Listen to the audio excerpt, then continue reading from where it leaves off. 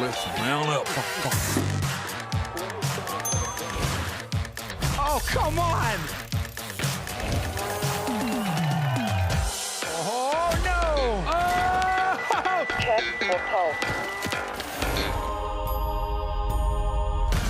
You have got to be kidding me! Come on!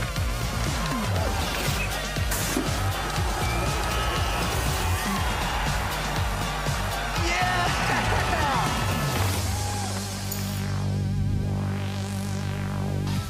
Welcome, race fans. Let's get some downhill racing going here on day 5 of broadcast competition live from the birthplace of the Crankworx World Tour, Whistler, British Columbia. So good to be back, and what a crazy evening we had last night. It was all about Red Bull Joyride. 15 of the world's best putting on a show for the crowd.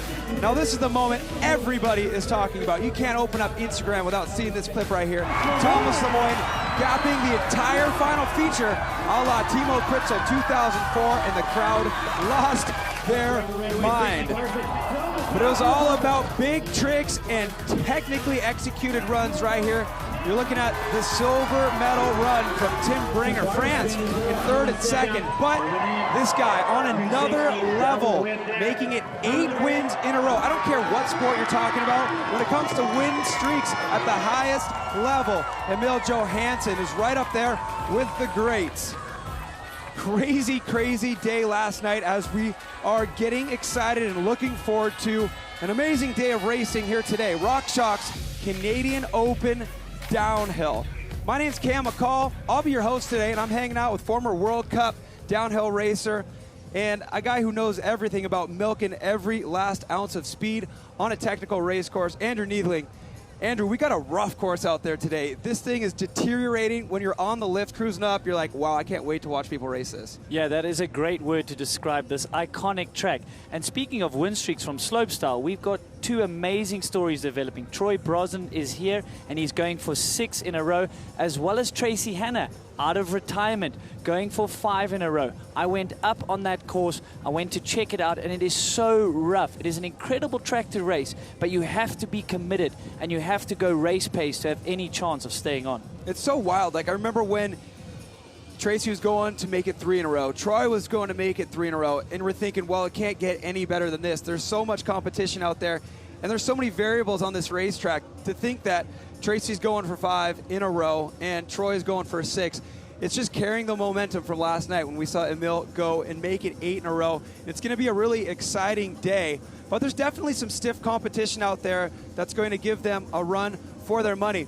But the entire elite field is watching this guy, knowing that he's going to be giving them all a run for their money as he makes it into the elite category next year. The Whistler native, the kid we used to just watch in the village, riding a run bike. Was he going to be a slopestyle superstar, or would he focus his sights on World Cup downhill? He decided to go the race route, and Jackson Goldstone has been unstoppable on the World Cup Tour. Yeah, coming off an incredible win at Mountainham on home soil. It was no surprise that we see Jackson Goldstone here on a track that he loves. He took the win, but only by 1 second over Tegan Cruz. So it's been incredible to watch this guy's career develop. We found some footage of me interviewing him in the village probably over 10 years ago, asking him, are you going to be a free rider or a racer? When he said both. There is not much this guy cannot do on a bike, taking the win here today in the junior category. And it's just so fun to watch him in his casual approach to downhill racing. He looks a lot like his teammate Greg Menard, just calm, cool, collected. It's a great time for Canadian World Cup downhill. You think there was such a lull. Andrew Shandro won a World Cup, and then it took so long until we had the icon, Stevie Smith, get out there and show that Canada had what it took to be best in the world. And this is where some of our fondest memories of Stevie Smith are from right here. Heckler's Rock. Let's take a second to reminisce about when things used to get crazy up there. That was one of the craziest sections of track you would ever race through. There was shirts off on the rock as well. Guys were having a lot of fun out there, and it's awesome to look back at some of these old images and to think of the great late Stevie Smith. He has really paved the way for an incredible racing pedigree that's following him. Jackson Goldstone, Finn Isles taking that win in Mountain, and we unfortunately will not see Finn here today, but we know how awesome Stevie would be looking down on all these races and Whistler Village with a smile on his face. Well, Stevie carved the path. He proved that it was possible, and now all these successful Canadian downhill racers are able to follow in the footsteps. And of course, they're all doing it in memory of Stevie Smith. Great day for downhill racing today. Cozy 73 degrees Fahrenheit, 23 Celsius, if that's your jam. Blue sky, couple clouds hanging out there, and calm winds, which doesn't matter as much for downhill racing as it would for something like Joyride last night. So you can guarantee a great race on this rugged Canadian Open downhill course.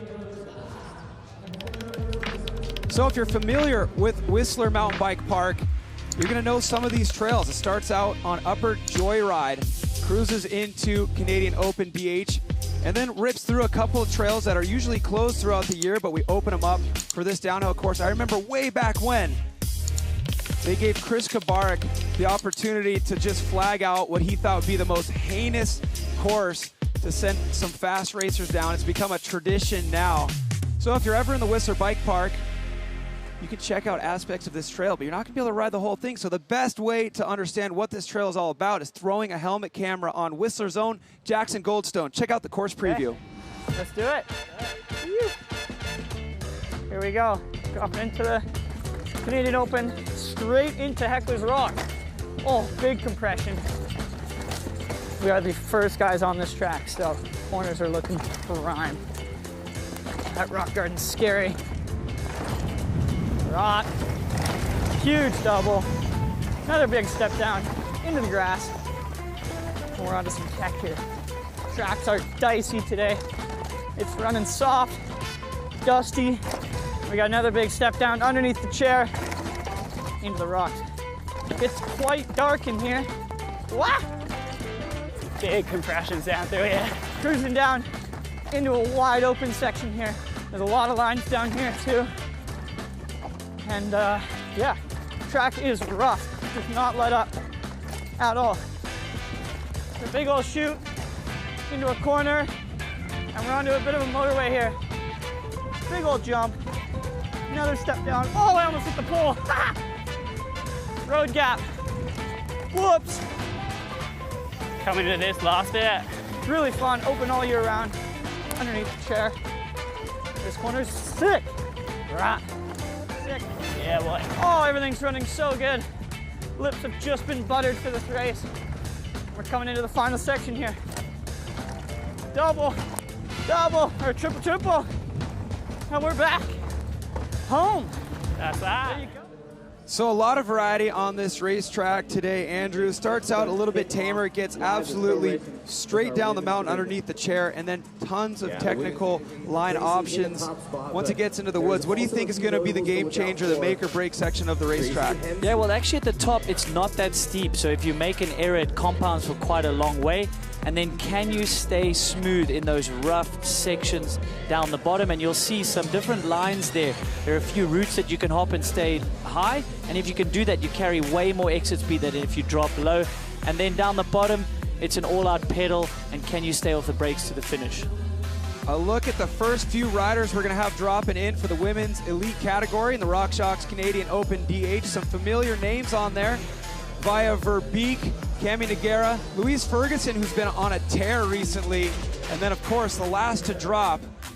This is tradition. You got to let Tracy Hanna drop last with all the pressure, trying to make it 5 in a row. What do you think? She's taken some time off. She's been doing commentary, doing a great job on the World Cup circuit, and she's back. You think she's fresh enough? She's been riding enough to be able to make it 5 in a row? If you asked her on day one, she would say no herself, and I know that feeling when you're not on the bike enough. But now that it's day 3 on the downhill bike, she qualified over 7 seconds ahead of everyone. And I think the confidence is just building each run that she does on the track, getting used to it. So I think it's going to be really tough for anyone to beat her today. If you're qualifying 7 seconds ahead of the field, the confidence is on your side. If this results sheet isn't enough to give you confidence, take a look at that, Andrew.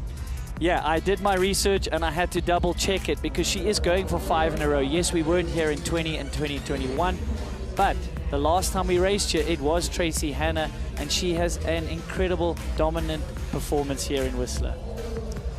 So also something to talk about here that Tracy doesn't care about is the queen of Crankworx overall title hunt. Look for Via Verbeek to be trying to earn some valuable points for the Queen of Crankworx overall. She's, of course, the reigning Queen of Crankworx, looking to have a win streak of her own and do that 2 years in a row. So we are going to have our first rider in the gate here momentarily in our women's elite field at the RockShox Canadian Open DH. We've got Ashley Weinert out of Australia. After 5. The 9th qualifier on course. Yeah, it is great to see some of these names that we're not used to seeing in the broadcast, and we're going to speak about it probably a lot going through the day. This is an event that has launched many a career. The very man that'll drop last in the male category came here as a junior, as a relatively unknown youngster, and look at the career he's gone on to have. Do you remember watching him when he was just a little grom racing the junior categories? Looked so small on his bike, and now to think that he's one of the best in the world. This race is something that's become a tradition and launched so many careers out here. Crankworx Festival, if you look back at results sheets from all the different events, see names that turned into big stars in our little sport of mountain biking. Yeah, lots of Australians in the field, lots of Canadians, obviously. So Ashley, first year elite, this is quite a daunting track to be tackling as an elite rider coming off a junior career. Now this is where they start dropping into the last wood section. It is so rough in there. Braking bumps have got bigger and bigger as the years go on. There's a rock slab that she's navigating there. And then there's just some big steps, some big holes. So if you're able to brake a little bit early and not stab the brakes in the holes, you can really carry some good speed. This is the section of the course we were able to see from Jackson Goldstone's course preview, where things start to get way tech. There's multiple line options. I know you were able to take a run on the course as well, Andrew. Yeah, it might have been one of the silly things I've done this week in Whistler, is try get down this track after not riding for a while. But here's Ashley. Looks like that split time is going to drift by here, opting for that lower line. Later on, you will see the riders, their right side, they will be hopping over some roots, and then you can carry big pace here into this off-camber step section. So Ashley navigating this very tricky off-camber section. This is very steep. Doesn't look like it on camera. And you've done most of the hard work when you can get out of the woods here, Cam. So check out the sprint here after this rhythm section. This is where you have an opportunity to absolutely hammer the pedals. Great cable cam view of this sprint. Yeah, you've done a lot of hard work. Your arms are on fire. Your thighs as well, keeping your weight back in those steep sections. And then you've got to get on the pedals, Cam. The lactic acid is building up. Very tough to even concentrate as well. Even though it's a short track, it is very physical. So tabletop bridge gap leading into a whoop section for the final straightaway of this Canadian Open downhill course. Ashley Weinert looking to set the time to be here, the first elite woman to take to this course. Absolutely blasting down the bottom of her run. The time's going to be 3:40. Ashley Weinert, first woman to drop here in our elite women's category. Let's see how long that lasts.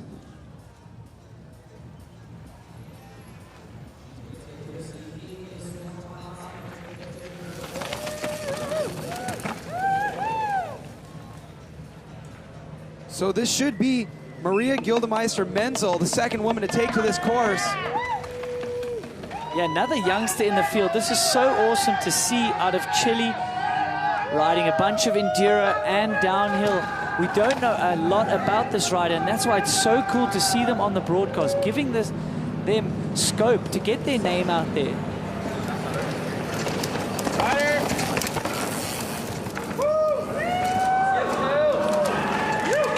So the time to beat 3:40, held by Ashley Weinert from Australia. Now the Chilean Maria Fernanda Gildemeister. We got a pretty good crowd. Yeah, three seconds up and opts for that high inside line. Losing a little bit of speed and momentum there, but she is 3 seconds up, and that will be a faster line as well, coming into this stepped off-camber section. Very tough to hold the line. Does it cleanly though, Cam.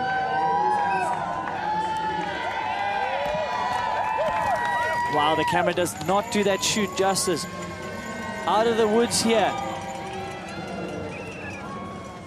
Looking good on the jumps here. Awesome cable cam, as you said. And here you've got to get to the whoops, and then it's hard on the pedals. You can empty the tank here, losing a bit of time. A little bit hesitant in that off-camber section, clearly. But still 2.7 up. Looking to take over the hot seat. So the Chilean Gildemeister with about 2.7 to mess around with at the second split.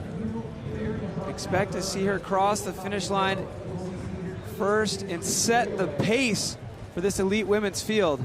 Yeah, how cool for her first time on a Crankworx broadcast. She's got a chance to go into the hot seat here. 2.7 seconds up at the last split. Only got to navigate the little whoops to the finish. Pedaling hard, she is gonna do it. Easily into first place is Gildemeister by 3.6. She sure picked up a lot at the bottom of the course.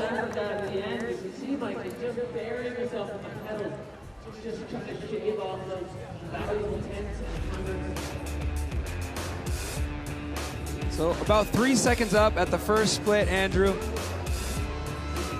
Yeah, setting up nice and wide close to the tape, and this is so she can go riders right above this tree, but she gets hung up a little bit there. It's really rough.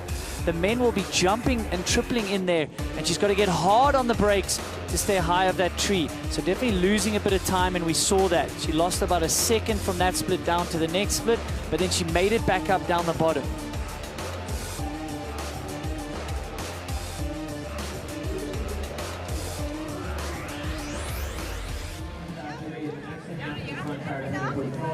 Gildemeister gets cozy in that hot seat. We have 7 more racers to go in our elite women's field.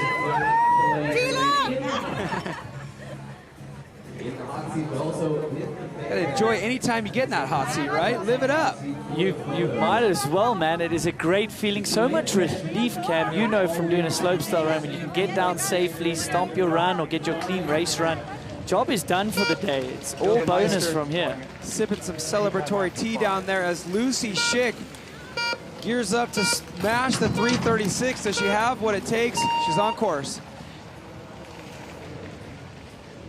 Yeah, hopefully she can ride off some momentum. She was second at the Canadian DH Champs. She went and entered the Enduro here in Whistler, so she's had a busy week. A former under-21 Enduro champion. So this is awesome to see her here in the downhill. Oh, and she's lost time already, so that's 1.6 back. So things looking good for Gildemeister to be able to sip a little bit more of that tea in the hot seat. Lucy Schick back at split 1. Great section of track here under the lift. Some big jumps, big step downs, and you cross over into Lower Canadian, which you can ride all year round. So there definitely are some locals that maybe have a bit of an advantage getting used to this track while other people are all over the world.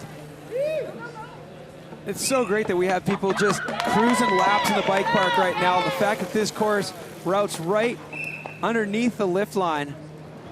Be pretty fun to time your trip up the chairlift as soon as Tracy Hanna's coming down this course.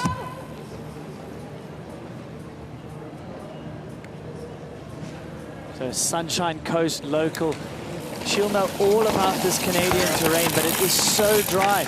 I would think there's a little bit more moisture in the dirt on the Sunshine Coast than there is here in Whistler.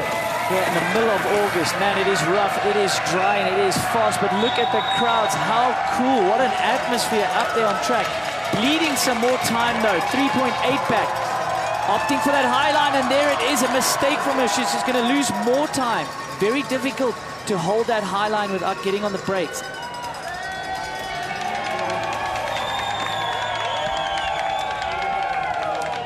And it's catch-22, because if you don't brake, you're gonna hit the tree, and when you do brake, you lose more traction, Cam.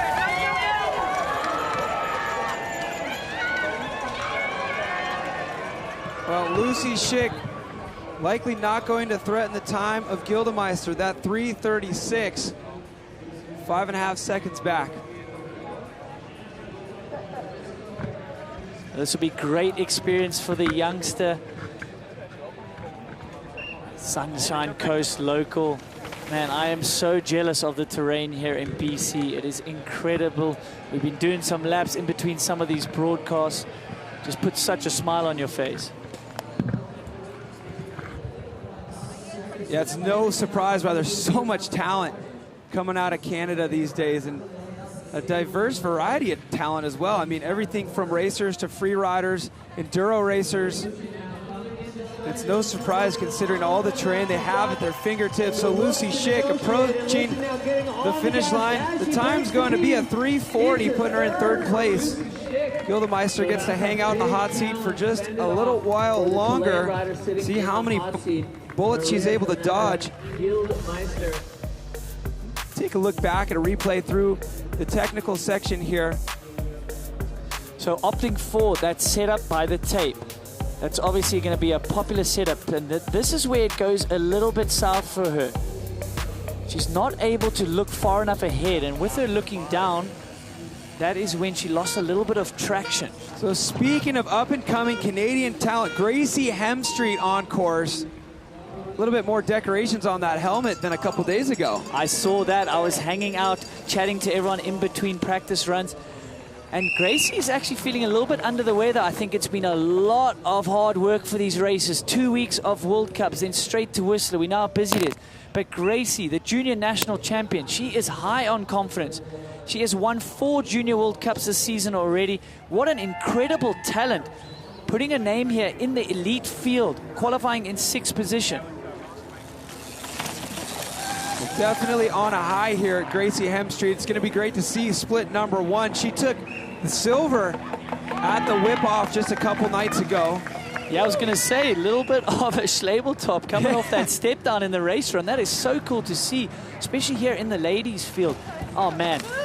Between the whip-off and all the free ride that's going down is so much progression. And in the racing as well, the junior ladies are putting in some great times compared to the elite ladies.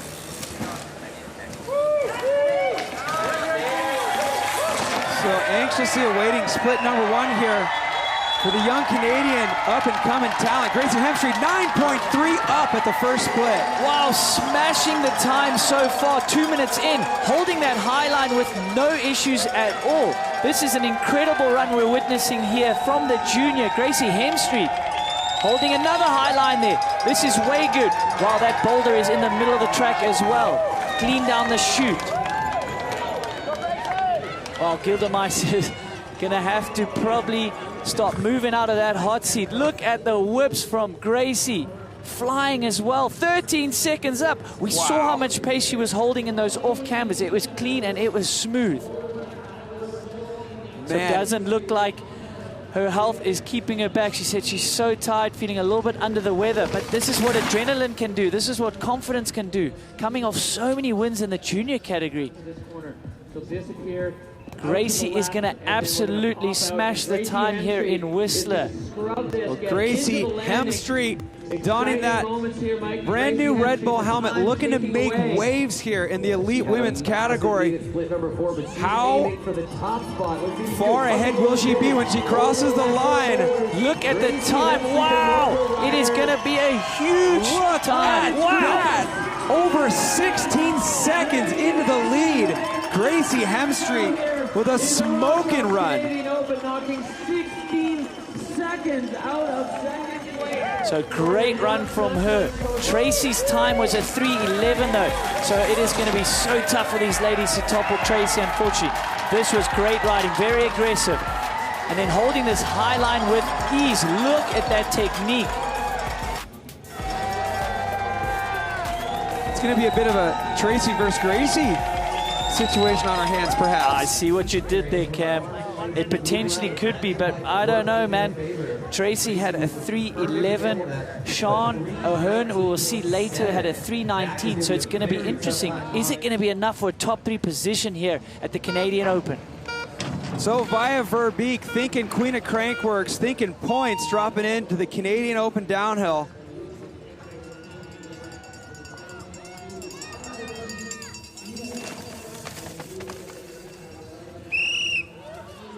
Look at this, already up by 1.3 at split number 1.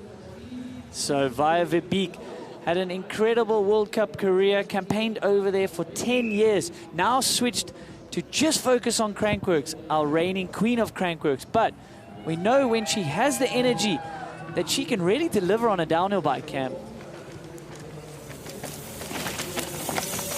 The best result previous at a Canadian Open is second, so she's been on the podium before. She started pretty late, riding at only the age of 17. I mean, we've seen Gracie's probably done a year or two of, World Cup racing as a junior. Via Verbeek only taking up riding at pretty much the same age. It's quite an incredible feat. What a long week for a racer like Via Verbeek, who's competed in so many races already. Today is day 5 of broadcast competition. We've already seen her in the pump track, in the slalom, in the speed and style. And now looking to pick up a couple more points as the crowd gets behind her. Via Verbeek leaking a little bit of time there, about a half a second to work with. Yeah, leaking a little bit of oil there, 0.5 ahead, but she was very clean to that off camber. Can she attack on this step bit here? There's a little high line that you're going to look for to try get. Yeah, she gets it really good there. That loose rock, I'd hope someone would move that. That could really unsettle someone. Wow, committed through that turn. Bernard Kerr said he had almost one of the biggest crashes he's had in a long time. A loose rock had rolled into the track. Oh, she's leaking more oil here. 0.7 down, Via Verbeek. Is this long week taking the toll on Via? That's something to think about. She's been competing every single day out here between training sessions, qualifying runs, race runs. Different bikes. Exactly. The legs gotta be tired. Big question right now, will Via Verbeek cross the finish line faster than 3:19 and move into the lead? Gracie Hemstreet currently occupying that hot seat. Via Verbeek, it's gonna be close. Time ticking by, looking for a 3:19. She's not. Wow, she does do it. Half a second. Wow, Via, you know what? That is so important because those points are divvied out based on final results. So that half a second right there earned her some extra points without a doubt. I somehow don't think Gracie's that happy about that. I think she was really hoping for a podium here. That's going to be a little tougher now that Via Verbeek has gone into the hot seat there. Well, a really well-rounded racer, originally from Argentina, on course right now. She does it all, from racing to free ride. Cami Nogueira is absolutely everywhere right now. Just a second back at split number 1. Yeah, that can be made up, though. If you get committed and aggressive in the lower parts of this Canadian Open, you can easily make that time back. Best finish is a 5th place, so she's got pace on this track. But as you said, she is pushing the world of free ride. You must see some of the riding she's been doing this week on her Instagram. I'm absolutely blown away by it.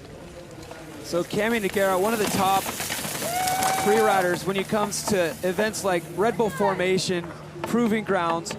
She took the win at Proving Grounds just last year. She'll be back to defend that title here next month.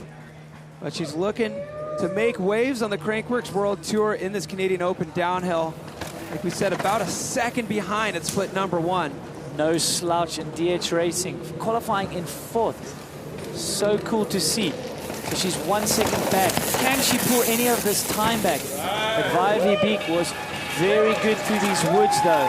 So this is going to be a challenge for Nogueira. Oh, the crowd is going wild. Opting just to go all the way outside. So not doing that setup. Then it tightens up there for her on that left. So she's probably going to lose some more time. Losing a bit more time. She's 3 seconds back.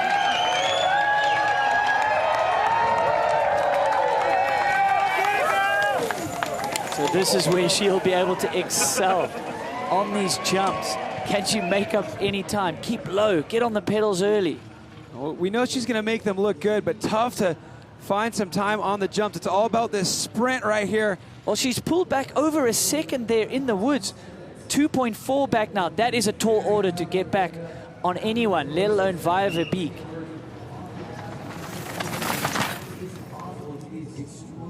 Such a busy week for Via. Does Cami have a little bit more in the tank here at this final section of our Canadian Open downhill course. The time to beat 3:19 as Cami Nogueira approaches the finish line.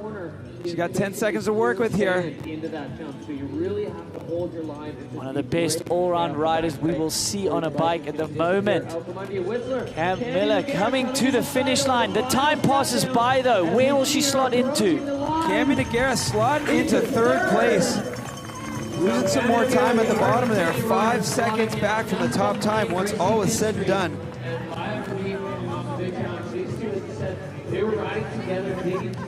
Vi gets to hang out there for a little while longer, but this is going to be some stiff competition here. Louise Ferguson on course. You see how she set up her boxer. So the time to beat, 3:19 from Via Verbeek. Louise Ferguson definitely making waves. A lot of people talking about her based on some recent results, Leogang in particular. Yeah, coming off a 4th in Leogang, that'll definitely help with her confidence. It'll help with sponsors. It's just so cool to see the depth of field here in the ladies, in the Crankworx series, in the World Cups, in the free ride scene. It is really just blowing up. So after the Rotorua event last fall, there was a Crankworx Summer Series down in New Zealand. Louise Ferguson was able to take the win in the Queenstown downhill. Basically Queenstown, oh, what a blast that place is. It's the Whistler of the Southern Hemisphere. If you want the endless summer, that's the way you do it. Whistler to Queenstown. Louise Ferguson doing it right. Looking to try and top that 3:19 from Via Verbeek. Looking forward to the splits. So coming off 3rd position in seeding. What are the splits going to tell us? She is up. She is 2 seconds up. Clean and fast through that high line as well. Look to her to make some more time back on Via Verbeek. Oh, Via sees that split. Yeah, that's going to make you worry. That was really good through the off-camber. Clean through there. Oh, the chute is tough to navigate, but does it perfectly. Now she's out the woods. This is where she's got to empty the tank. Can she put some more time into Via Verbeek?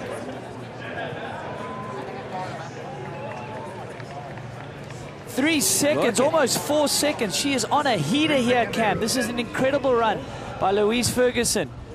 Definitely wanting to back up that qualifying result. If she can get into the hot seat, she can secure herself a medal here at the Canadian Open. So Louise Ferguson with only 2 riders left to drop. Looking like there's a great chance she's going across before that 3:19 mark. Via Verbeek currently in the hot seat as the clock ticks by.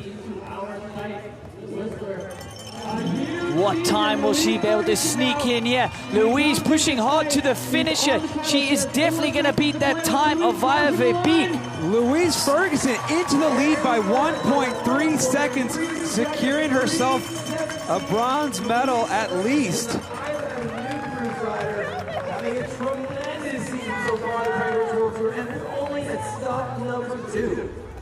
So look back at this run right now.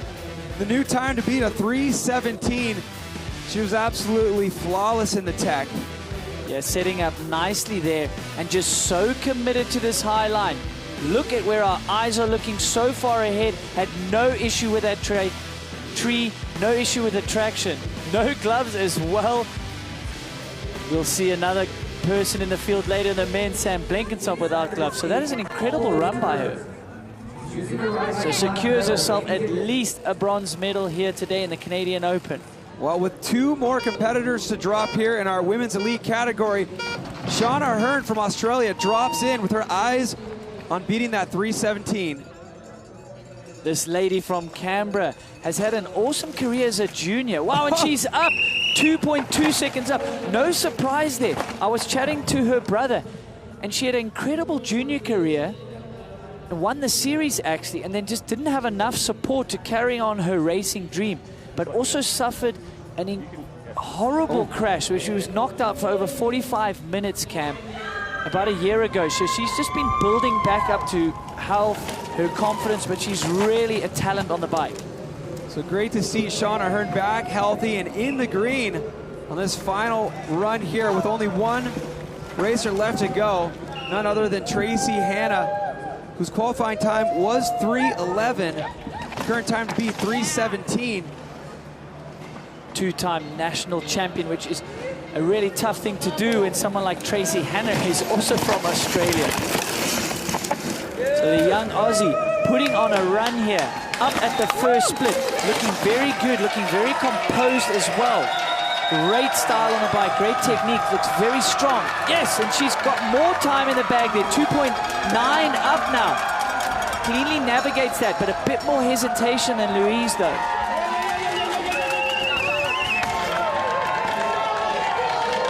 So Shauna Hearn with time on her side here as Louise Ferguson looks on in the hot seat. So almost 3 seconds to play. Your second last rider here in the ladies field. This is the Canadian Open. We are going to hand out some hardware. Louise Ferguson securing herself a bronze medal. The young Aussie, though, is looking to upset that hot seat there. Wow, and she's 3.8 up. Commanding lead now. This young Aussie lady is on a storming run. So great to see her back, fit and healthy, after a horrific crash that she had to deal with. So Shauna Hearn, the #2 qualifier, looking to set that time to beat for our final racer to take to this Canadian Open downhill course, who will be Tracy Hanna as the clock ticks by. Keep in mind, Tracy Hanna's time in quali's 3:11. What's it going to be here for Hearn? Look at the time. She's going to smash it. 3:11, 6 seconds to spare, and into the hot seat for the young Aussie. What a run for her. We got a race on our hands here. She matches the time of Tracy Hanna. The pressure is on, brother. There to congratulate her. We'll see him later. He qualified in second in the men's field, so this is going to be an exciting day for the Hearn family here. There we go. This is a sight we've seen so many times before. In about 3.5 minutes, are we going to be making it 5 in a row for Tracy Hanna? She started this streak in 2016. She's been unbeatable ever since. Of course, a 2-year hiatus. We weren't here in 2020 or 2021, but the last time we were, Tracy Hanna extending that win streak. Tracy Hanna on course. The legend Tracy Hanna. It's so awesome to see her back in the starting hut there. Now, what's going to be a little bit of a challenge for her is she qualified with so much time to spare, and that's it. Is she going to ride defensively today because she thinks she's got 7 seconds to spare? So she's down at the first split. We have a race on our hands here, Cam. I mean, that's the tough part, is she doesn't have any way of knowing what the current time to beat is. She knows she may have left a little bit out there in her qualifying run. She's going to have to push if she wants to make this 5 in a row. Yeah, subconsciously, it is so tough to force yourself to go harder when you are so far ahead after quali. Tracy Hanna's also had some injuries, so I don't think she wants to risk it too much. It's not worth it for her. So Tracy Hanna going for 5 wins in a row here in the Canadian Open, down at the first split. Well, if anybody knows where to make up time on this course, it's Tracy Hanna. She knows every rock and route laid out to close her eyes and see the lines. And she's so good technically, but she's riding her bike less. She'll be the first to say she's not as fit as she used to be when she was on the World Cup circuit and winning Crankworx events. Oh, there we she go. is doing it though. She is digging deep here. She's 1.3 seconds up. No surprise that she can make time in the technical side of this track. Maybe the top is where you needed a bit more fitness and pedaling and carrying speed, but man, when it gets technical, Tracy gets going. She is going off. This is where Tracy Hanna thrives. Smooth through the tech bits. Now it just comes down to precision and getting hard on those pedals here in this final sprint. You cannot buy experience. Tracy Hanna has it. Bleeding a little bit of oil there, 1.2 ahead now. She's got a little bit of time to play, but she has to empty the tank here. Can adrenaline help her through here? What she may lack in fitness, she has it in experience, she has it in skill. Tracy Hanna back between the tape here, going for 5 in a row. Well, Tracy Hanna, unbeatable for so many years here in the Canadian Open downhill, just seconds away from crossing the finish line. Will it be 5 in a row? She needs to beat a 3:11.8. Tracy Hanna making her way to the finish. Wow, what will the time be? Right through the she line. does it! Tracy Hanna, 5 in a row! Wow, just by 0.7 after all was said and done. Just sneaking in there for the win. Tracy Hanna making it 5 in a row. Well, retirement looks good for the Hanna family. It really does. But man, that was close, and I think she was maybe a little bit surprised. As I said when she dropped in, it's going to be tough for her to push as hard as some of these other ladies, because all they have to do is go checkers or wreckers. But all Tracy could do was lose it today. Yeah. That's tighter than we've seen in the past. Just goes to show how fast this field is becoming out here. But Tracy Hanna, still the one to beat. So impressive after all these years, especially considering she was retired from World Cup competition. Just a little boost right here to know she still has what it takes to grab the Golden Whistler.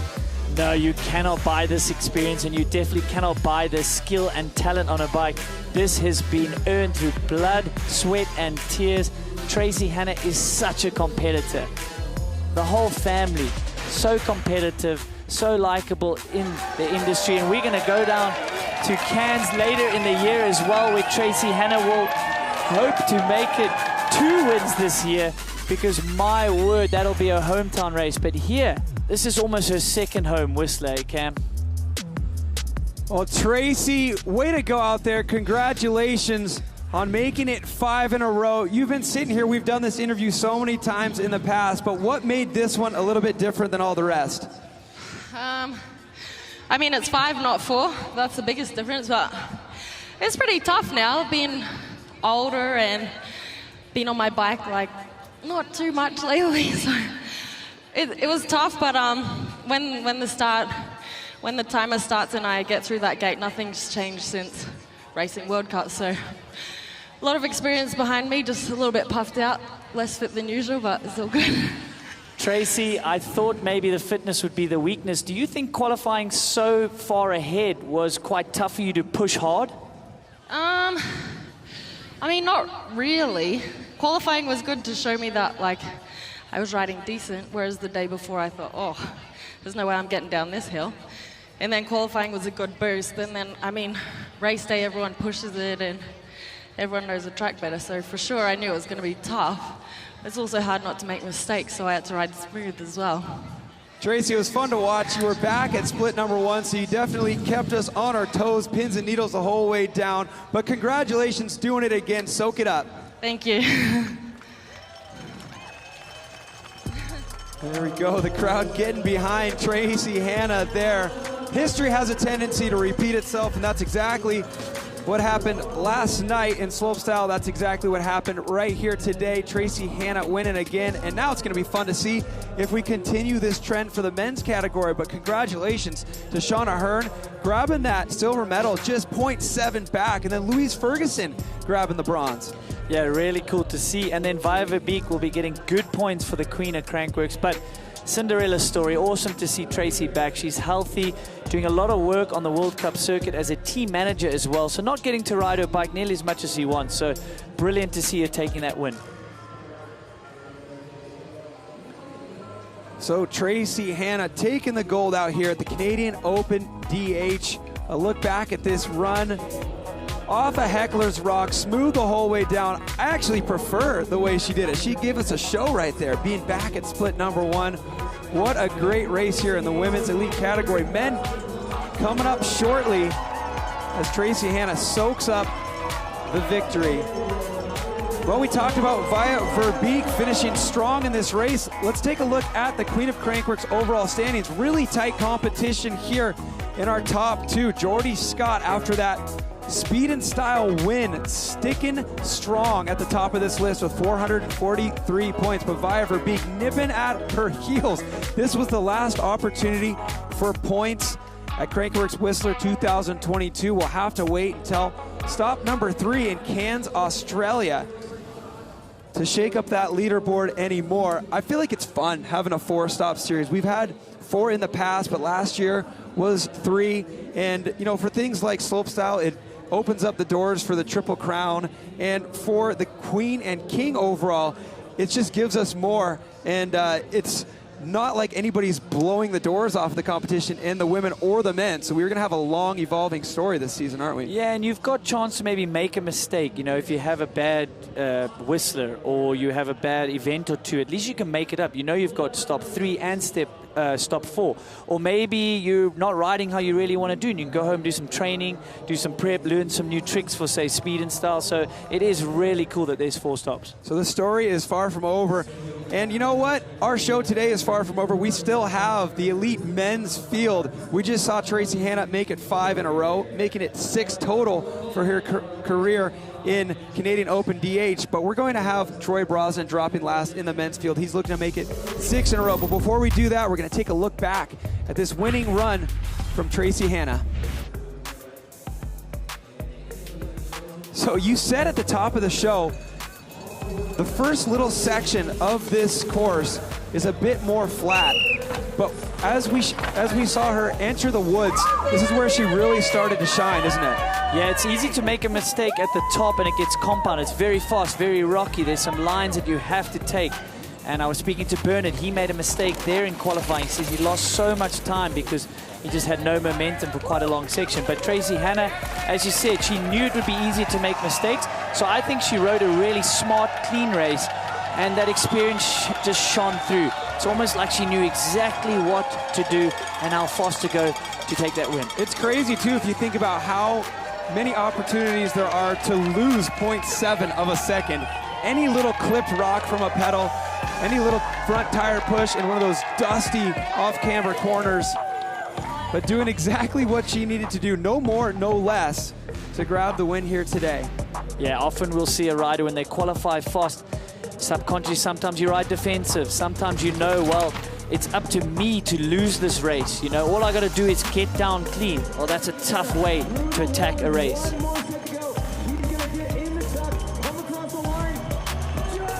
So Tracy Hanna making it happen, but the thing we've been hyping this whole time is Troy Brosnan as well. Can he do it? Can he make it 6 in a row? He's looking strong in practice. He absolutely owns this course.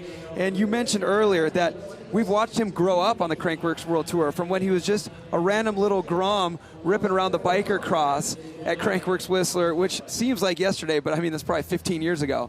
Yeah, no, you're making us all sound pretty old, Cam, but Troy Brosnan had a horrible injury in the preseason, right? And I think it took him a lot longer than he expected to get back to pace. But great thing for him is he's coming off a 3rd position in Mount St. Anne. It was a really good track for him. Now when he comes here, he has so much confidence to sort of go back and say, but hang on, how many times? I think he's forgotten how many times he's won here. And that is a great place to be. And I think he's also going to use it as a race to build confidence going ahead for world champs. Well, Troy Brosnan's body is back on point. He's fit. He's ready to race. Let's see how he sets up his bike. This is the Maxxis Bike Check with Troy Brosnan. Howdy, I'm Troy Brosnan. We're here in Whistler, Crankworx. This is my Maxxis downhill bike check. With tyre setup, especially for downhill, like we're trying to find hundreds of seconds out on the track to have the right tyre, the right compound, whether it's mud tyre, a dry tyre, is kind of what's going to make you faster and the fastest on that day. First off with the tyres, I've got 2.4 Minion DHR 2s. The rear at about 28 PSI, and then the front's about 24. And then I've got the full RockShox suspension on here, a bit of a black box fork on the front, so I can't talk too much about that. And then the new shock on the rear, setting that up to sag at about 25–30%.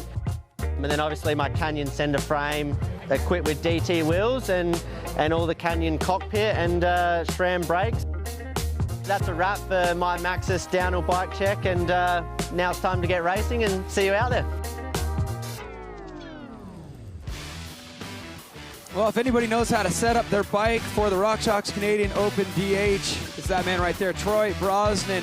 As we get a peek at our start list, see Kirk McDowell on there. He was 2nd place the last time we ran this race in 2019.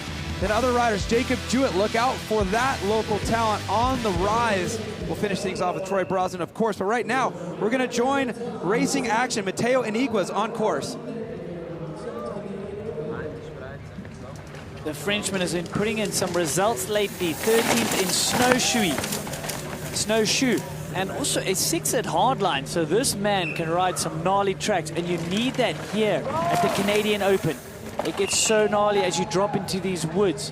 Rough, raw, rugged.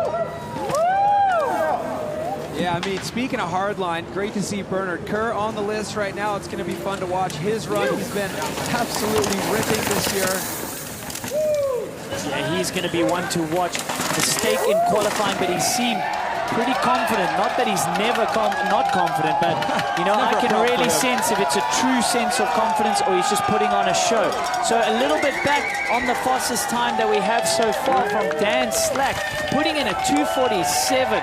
So fast time in our current hot seat leader. Something to note is Troy Brosnan's qualifying time was a 2:42.14, so speeding time for him. But Kaya Hearn was so close though, only 0.4 back. So we have a race on our hands here today. Yeah, this one will come down to the wire, as if our women's category did, with only 0.7 separating first and second. But Dan Slack in the lead, 2:47 right now, as Mateo Iniguez enters the Boneyard final section of this race course. So the Frenchman putting in a solid run here, but it is a little bit back on Dan Slack, who's had some great World Cup finishes as well. Mateo Iniguez scrubbing. We love that. We've got another Frenchman later in the field. Thomas is stuck. That's going to put on a show. So drifting back, slotting into 6th position here today, the Frenchman. So a strong effort, but so good show there in the final couple features there from Mateo Iniguez. Slotting into 6th place. Dan Slack safe for the moment. Top 3 as it sits right now: Anthony Poulsen, Dan Booker, and Dan Slack. Very casual for the Frenchman. It's Whistler. Opting for a t-shirt. It is Whistler. You're right, Cam. A very casual week for some of these riders. Roll out of bed in whatever t-shirt you happen to have on. Grab your lift pass and your downhill bike and go have some fun. Gabriel Neron out of Canada. Expect to hear them get loud from in the woods, dropping in. And he had an emotional finish to the Canadian national champs, taking the win there. I saw some awesome posts from fellow riders and him saying how deserved he was of that title. So how cool for him, getting to race in that sleeve here in Whistler. Yeah, that's a badge of honor right there. Getting to run your country's flag on your left sleeve. Gabriel Neron wanting to represent Canada here in the Canadian Open DH.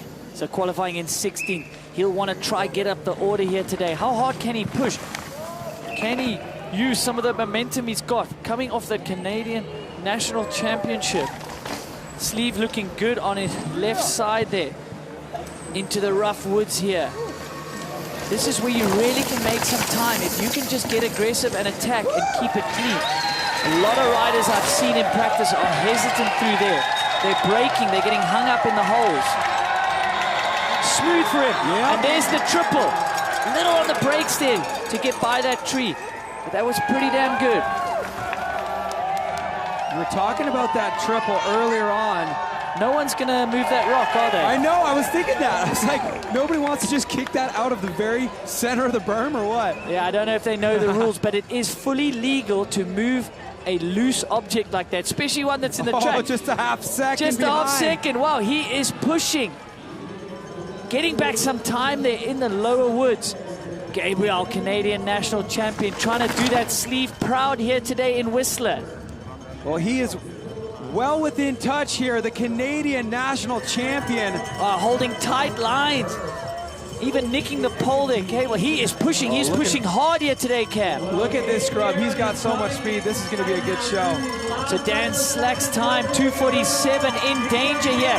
Gabriel pushing hard to the finish. Is he going to be able to do it? What is the time? Andrew. Yeah! Neron through the line, 0.6 ahead, slotting into the lead. So he'll be happy with that. Good run from Neron.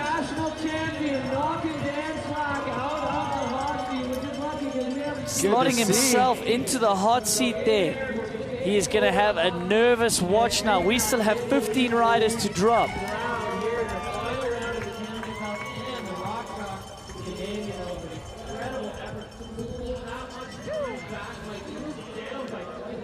Well, the crowd getting behind their national champion there. Let's take a look back at this run. That was pretty fun, man. I mean, behind at the start, to see him just take that local knowledge, pick up some hundredths of a second there with that triple and slot into the lead.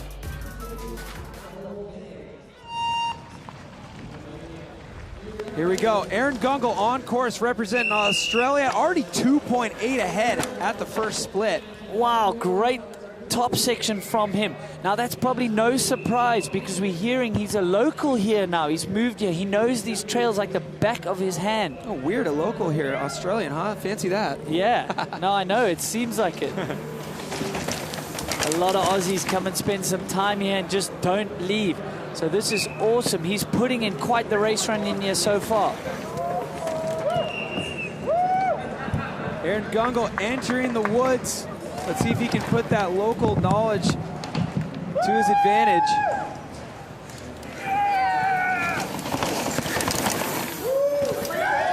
That was quick. Yeah, very quick. We don't know a lot about this rider, and that's what makes it so cool. He's on the broadcast, qualifying in 15, but he is on a tear here today, Cap. 5.2 seconds out. Oh, he rides that out. No ways. Wow. How did he ride that out? With 5 seconds to mess with, a huge mistake on that gap. Still nobody's moved that rock. Not losing too much time there, I don't think, Cam. He somehow rode the nose there and didn't clip the tree. I thought he was going over. So Aaron on a storming run here today. Yes, he did lose some time. 3.8 ahead now. Losing almost 1.5 seconds there. My word, but this is a great run from him.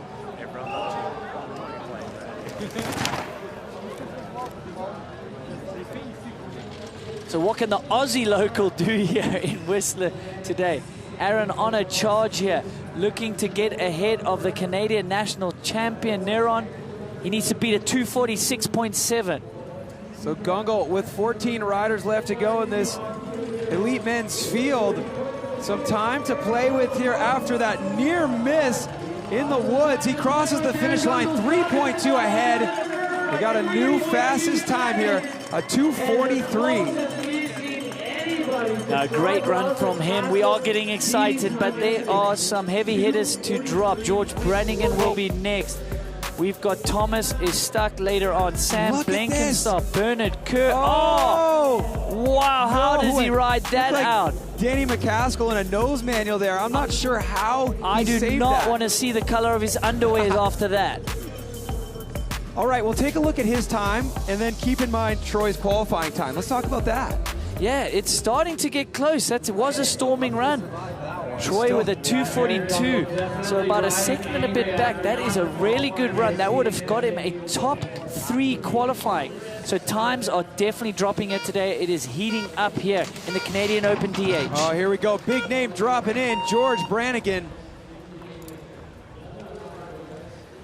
Yeah, if any man can upset that current hot seat, it could be this one. But he's close. down. He's 0.9 back. Not having the best season up to his standards. He was riding great early season. And then he's coming off a big crash in snowshoe. Had to sit out with a concussion. So he's just getting back to his full health here. It's great to have George Brannigan on our Crankworx summer road trip in the 2021 season last year. I'm sure we'll see him down in Rotorua in his homeland for the final stop of the 2022 tour. Yeah, this is a track that suits George. I mean, when it gets rough, when it gets gnarly, we've seen some of those Queenstown edits he's done. Man, he can really ride aggressive, gnarly tracks. Can he pull some of that time back? This is where he really needs to start getting aggressive, but play it through. No, he's lost more time. He has had time off the bike, so it is not great preparation when you have to sit out after a concussion. It's very hard to get that confidence back, to get that race speed back that you had before the crash. 3 seconds back, but keep in mind, Gungle lost a little bit of time in that nose manual. We saw George Brannigan come through that section. Wow. Look at that, he's got to find a spot for a whip. How good was that scrub whip? George Brannigan, so gnarly from him, bleeding a little bit more oil. Is he playing it safe after coming back from injury? Is he playing it safe knowing that Worlds and the last World Cup finals are still coming ahead in Europe? George Brannigan, he just can't help himself. When the people are cheering right there, we've seen it so many times in Rotorua where he comes flying up off of that right-hand hip, landing sideways. Definitely lost a little bit of time there. We saw dust coming up off the tire. George Brannigan, about 3 seconds back. Can he sneak a couple more seconds and get closer to that top time here? So the New Zealand rider, a little bit off the pace that he expects to do, slotting into 4th position here. So George Brannigan, 247 into 4th place. Of New Zealand. I mean, Gungle really found some time at the bottom.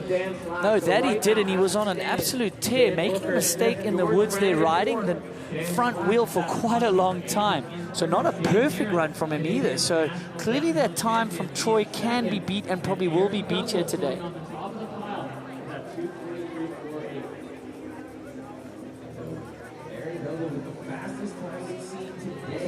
If that doesn't make you want to come visit the Whistler Mountain Bike Park, I don't know what does. I feel like we're going to get some laps in at the end of this race as the dust settles, but it's far from over as Kirk McDowell loads up into the gate.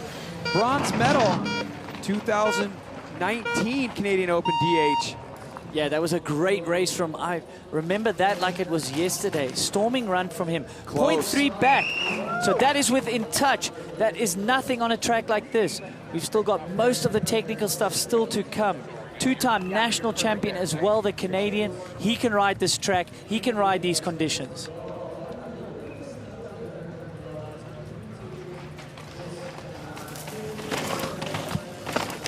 So Kirk McDowell looking to beat that 243.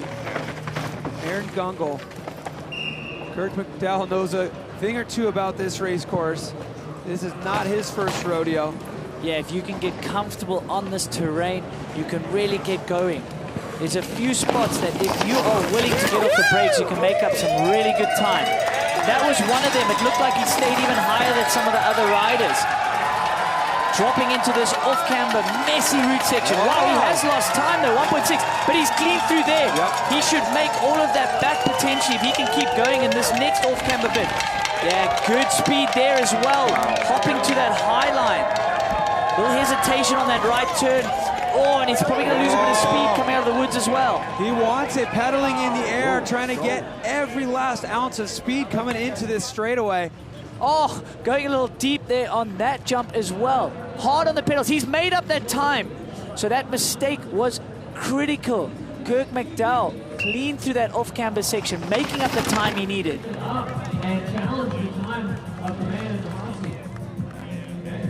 So can McDowell do it? Can he beat the 243? Yeah, clean so far from Kirk McDowell. This course gives him a lot of confidence. You love going back to a track that you've done on well before. Here we go, Kirk McDowell. What a time! He's done it! Wow, by 0.05 of a second, he goes fastest.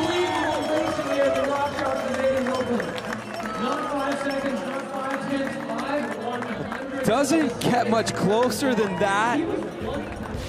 Wow, 5/100s. And he was able to claw back. He was down at the second split while so committed in that off-camber section. Then goes for the hop, and you've got to place your tires within an inch of that rock. Does that with perfection. You got to think Gungle lost at least 0.05 of a second when he got hung up into that nose manual. So Kirk McDowell, the new man to beat a 243, keeping in mind that Troy Brosnan's qualifying time was a 242. Elliot Jameson loading up in the gate, running the Assegai in the front, the Minion DHR2 in the rear. 24 PSI up front, 28 PSI in the back. Elliot Jameson, the Canadian, looking to carry the momentum now with the Canadian hot seat occupant currently. So bleeding a bit of time, 1.6 back. Elliot finding his feet in elite racing. Sometimes, oh, going deep there. He's going to lose some more time there. Just misjudging that step. Light there as well, late in the afternoon. It's so hard to see the lip and the landing. So he's been on pace though. He crashed out at national champs and still managed a second place with a small crash there. So he has got pace. He just needs to sort of get a result or two going and sort of build some confidence and momentum that way. So 10 more riders to go. This elite men's field.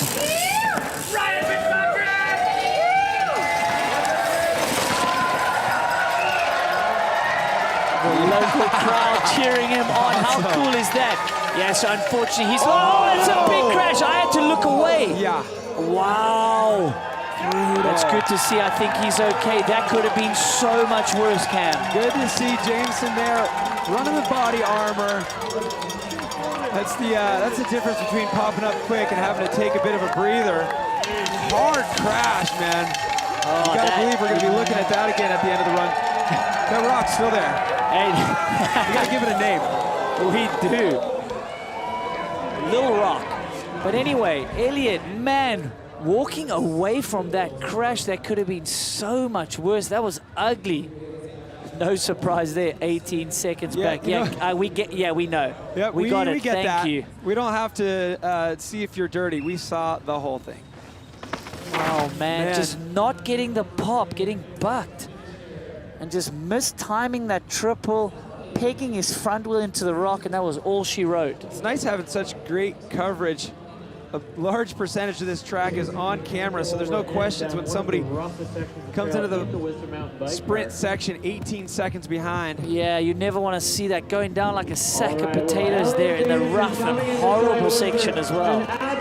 So Elliot Jameson pulling a tough guy move, popping right back up onto the bike. It's not going to be his day.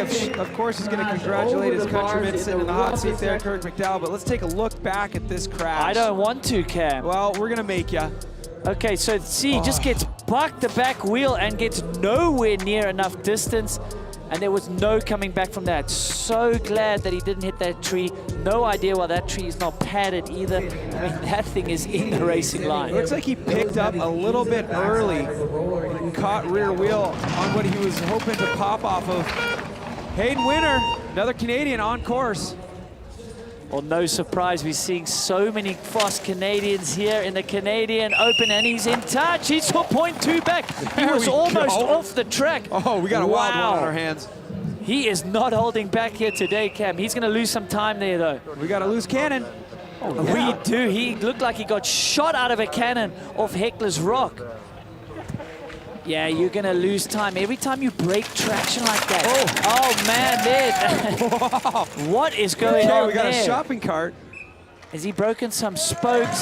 Is there a derailleur in there? What is going on there? I don't think it's meant to make that noise, Cap. Yeah, I don't think it's like intentional cards in the spokes. You're right. Well, he's definitely putting on a show for us. Launching off Heckler's Rock there, almost going off track, so we never want to see it. Okay, he's lost the chain and the derailleur. Unlucky for him. He had a great qualifying time yesterday, slotting into 11th. First in under 21 EWS 100 Whistler. First year of elite racing. This bike's making more noise than the cowbells.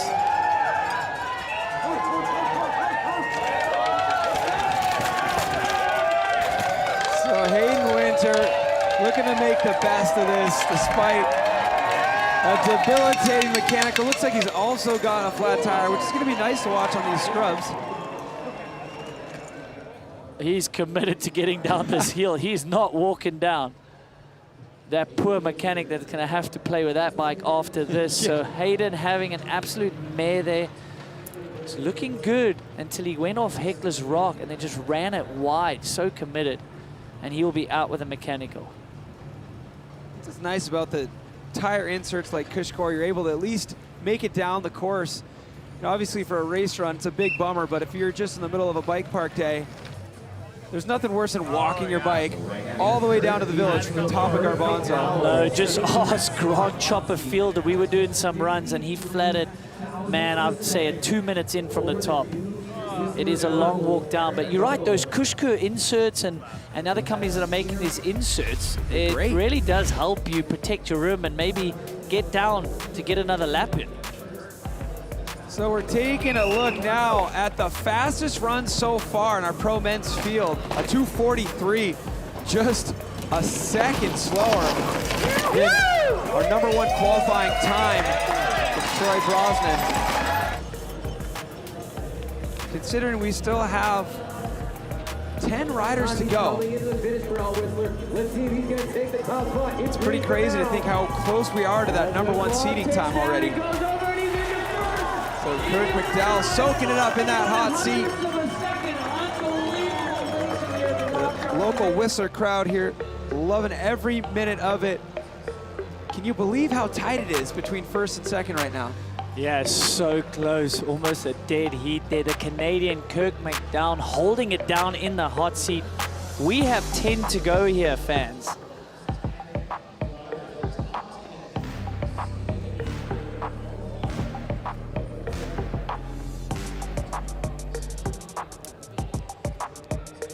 So current time to beat here, that 2:43 held by Kirk McDowell. Kurt, way to go out there. Great watching you put together that flawless run. You're just a second off the top seeding time. What do you think we're gonna see here with 9 riders left to go?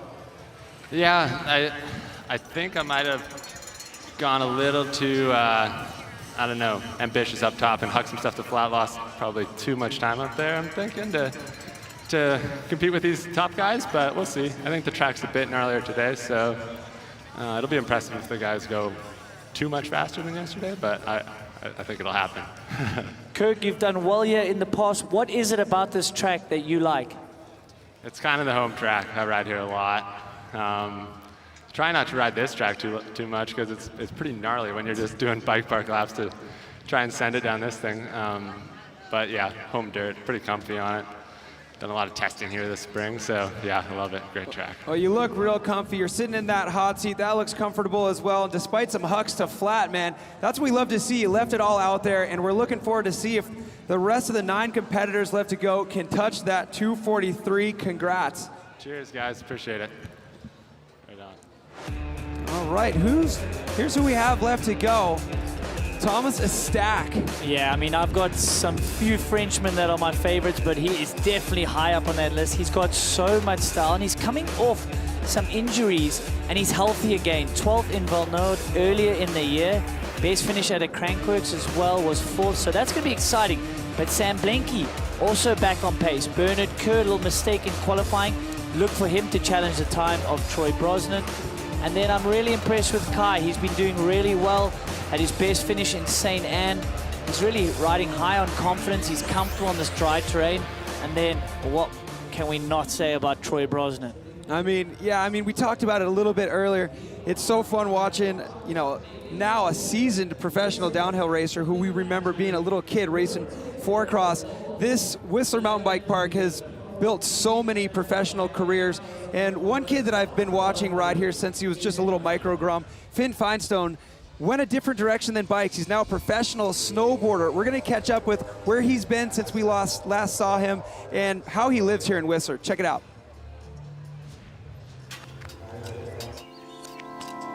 Being able to walk out my front door and access all that Whistler has to offer is so amazing.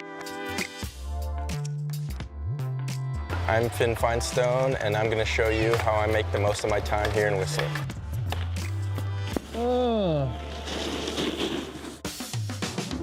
Pretty lucky to be able to travel for my sport. Been able to go to some amazing places. Just coming home and breathing the fresh air and see all the mountains, it's so special. The terrain benefits everything that I like to do and pretty much everything people who come here like to do. We're pretty much able to do multiple sports in one day. Snowboard, ski, bike. We can go kayaking, we can rock climb, hiking.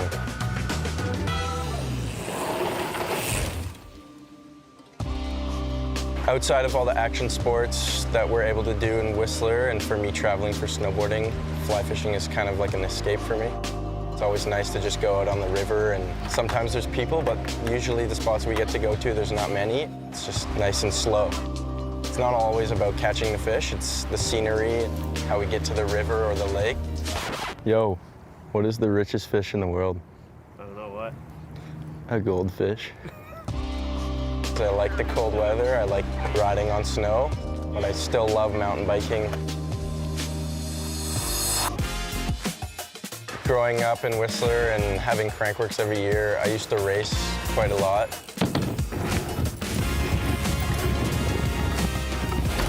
I need to get my cardio going more.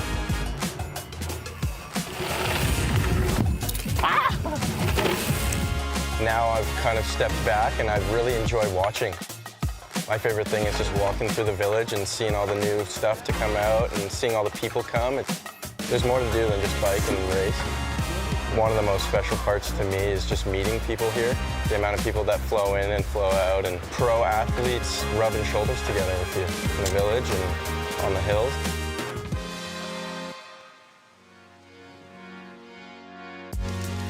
We're definitely blessed in Whistler with the amount of lakes we have. We got some big ones, some small ones, some warm ones, and some cold ones. Alpha's probably my favorite. A lot of my buddies and I like to go there and chill and do some flips off the rope swing. Woo!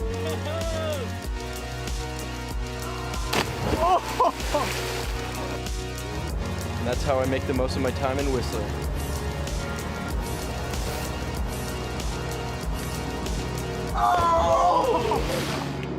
Let's go!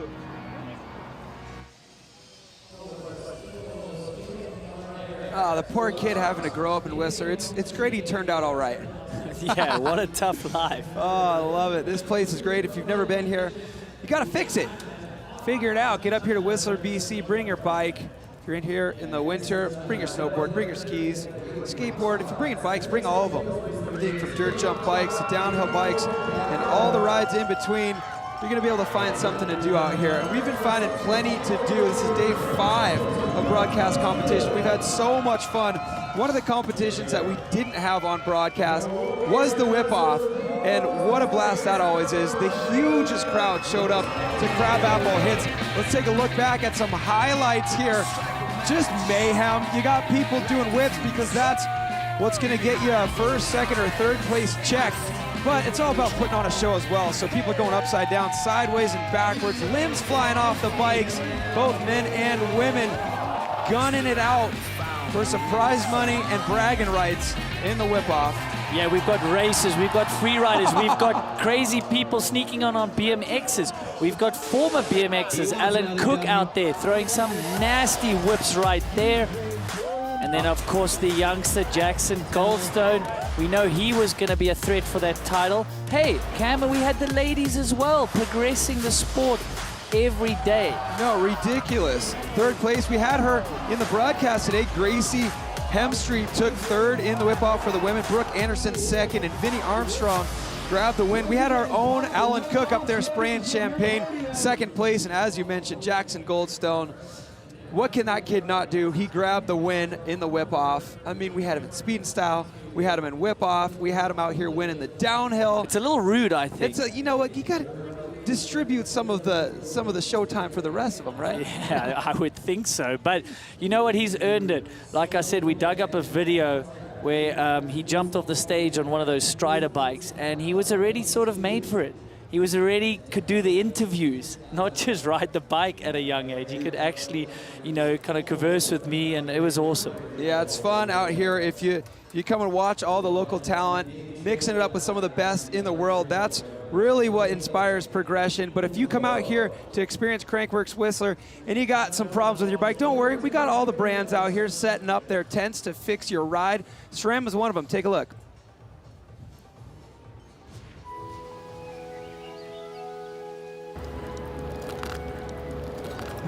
I heard it's like Disneyland for bikes.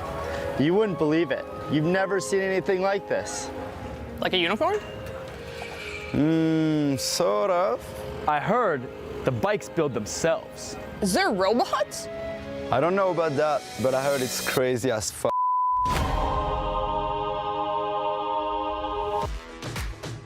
everyone, SRAM's back at Crankworx Whistler. As you can see, we have a completely revamped booth space. We came back with a big bang this year because why not go bigger? So we have art installations going on every day. We're swapping out everything inside of it to showcase some of the athletes that are here. Come on in.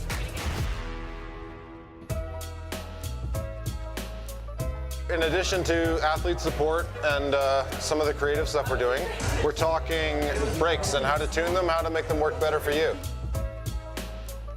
Before you even get out on the trails, one of the most important things you can do is ensure that you have a proper brake setup. Some people want more power, some people want longevity, reliability, all these things. All that can be adjusted and changed through rotor size, pads, and the way that you set up the controls on your lever.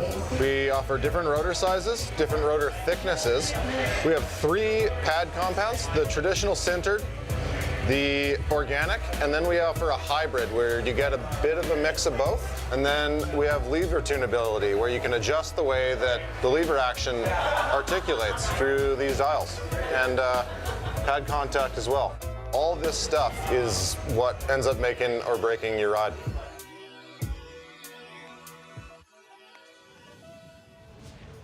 Well, thanks for the help there, Pete Moss. Good to know. You're keeping everybody's bikes running. You see those faces on the SRAM booth there. Emil Johansson taking his 8th Crankworx slopestyle win in a row just last night. And now this guy would love to get a win under his belt. He's 1 second slower than the top seating time. He said he left it all out there, but a couple hucks to flat are what he's replaying in his mind at the top of the course. After that interview with him, let's take another look back at his run. Yeah, he was clean down Heckler's Rock, and this is where he started really making some time. So committed, so smooth, sort of hopping higher than some of the other lines and carrying lots of momentum through a very tricky section there. But yeah, impressive ride from Kirk. This could maybe be a top 3 run today again for him. Yeah, it'll be great to see how long this run holds up, if it will be fast enough for a podium. Only time will tell.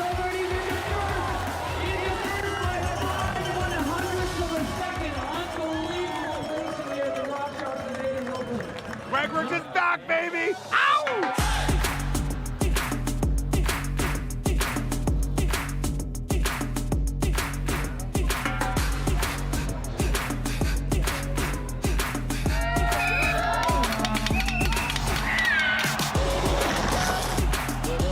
Right now, Whistler, ultimate punk track challenge. This is looking good. Come with the morning will split back and neck as they come across the line.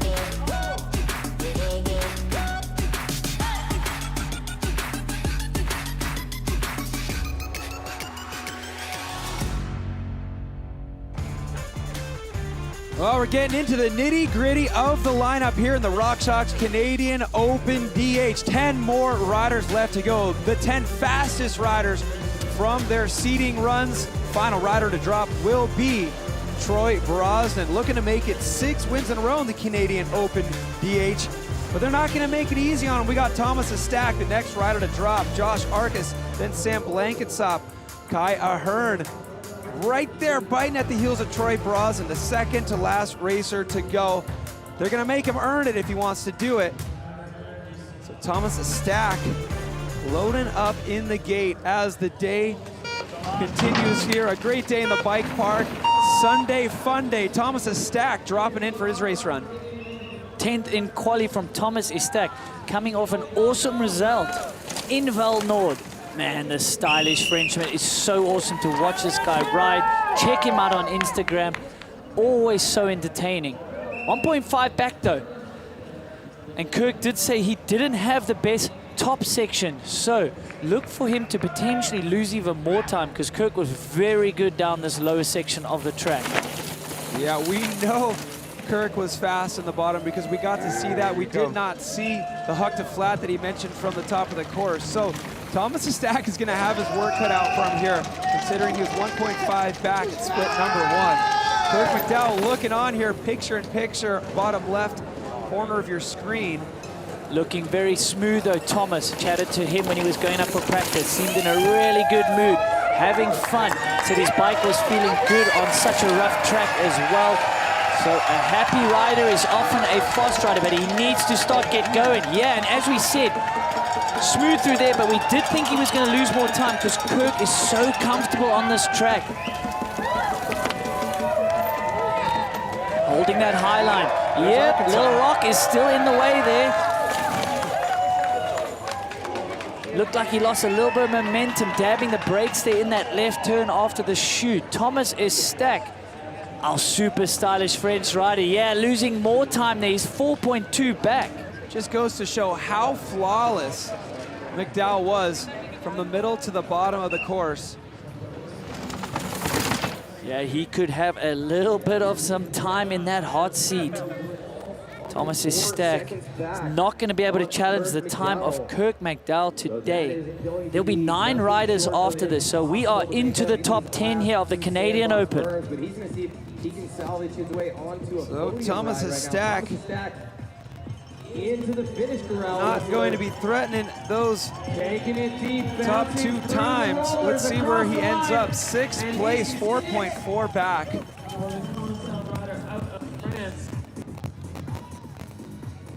So a solid effort there, and just one. So some big names on our final 9 to come. Let's take a look back at this run.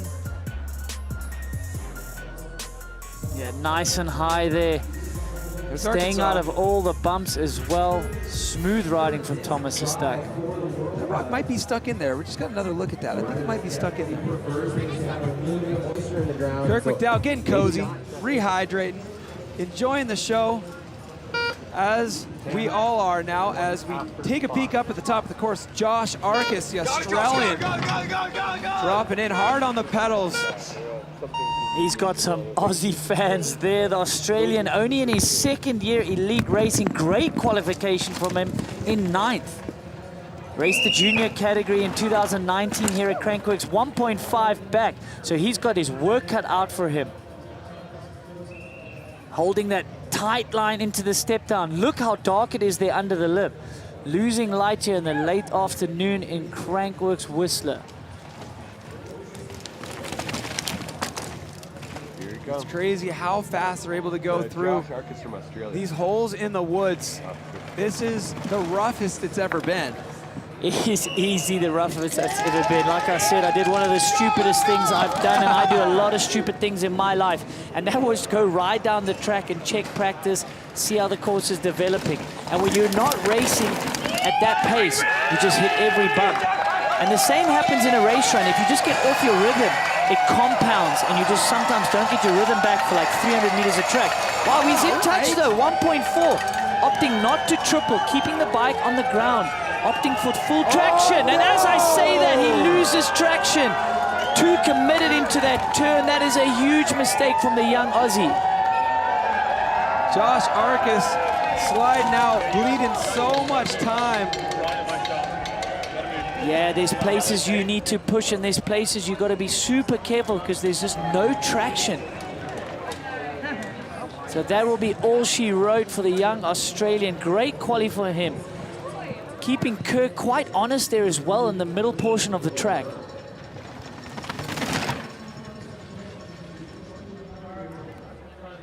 That's what you got to do when you know that that current fastest time is 1 second slower than the top seeding time. You go, well, I wasn't top seed, so I need to really pick things up, leave it all out on the table. It's better to go down swinging, you know. He's obviously pushing harder than his tires could hold on for. Yeah, and it's a one-off race from the Australian. I mean, if he could attack and get something like at 7th place, sponsors would look at him. Probably more than they would if he got 15th. So great strategy from him, leaving it all out on the track, and an awesome qualification for him. I think we'll see a little bit more from this man from Australia. So we just saw a little peek there at who our next rider will be warming up at the top of the course. It's going to be none other than Sam Blankenship. But let's take a look back at this crash. Just diving into that turn a little bit too on the inside. Didn't set up enough for it. Had to really commit and just push the front, and then the back went after that. It's got to feel good when you're hanging out in the hot seat and you see somebody slide out. Sam Blankenship, this is going to be a tough one. Yeah, I can't believe he's 33 already. I feel like it was yesterday when he won a World Cup in Schladming in Austria. Coming back to form though, Sam Blenkinsop, father of 2 children. They're in Europe in the camper van, so maybe he's getting full night's sleep. Maybe he's full of energy. Sam Blenky is always an exciting rider to watch. Such a unique style, often pedaling in the air, getting in those cranks wherever he can. If the rules of the race allow him to not wear gloves, he ain't wearing gloves. Sam Blenkinsop, such an aggressive rider. Look at the body English there, squashing that step down underneath the lift. Yeah, a little bit of hesitation over that brow. It is very rocky, and the light is also tough. You might see someone like Troy just hesitating a little less. So multiple Crankworx wins. He's had a World Cup win. This guy has an incredible resume.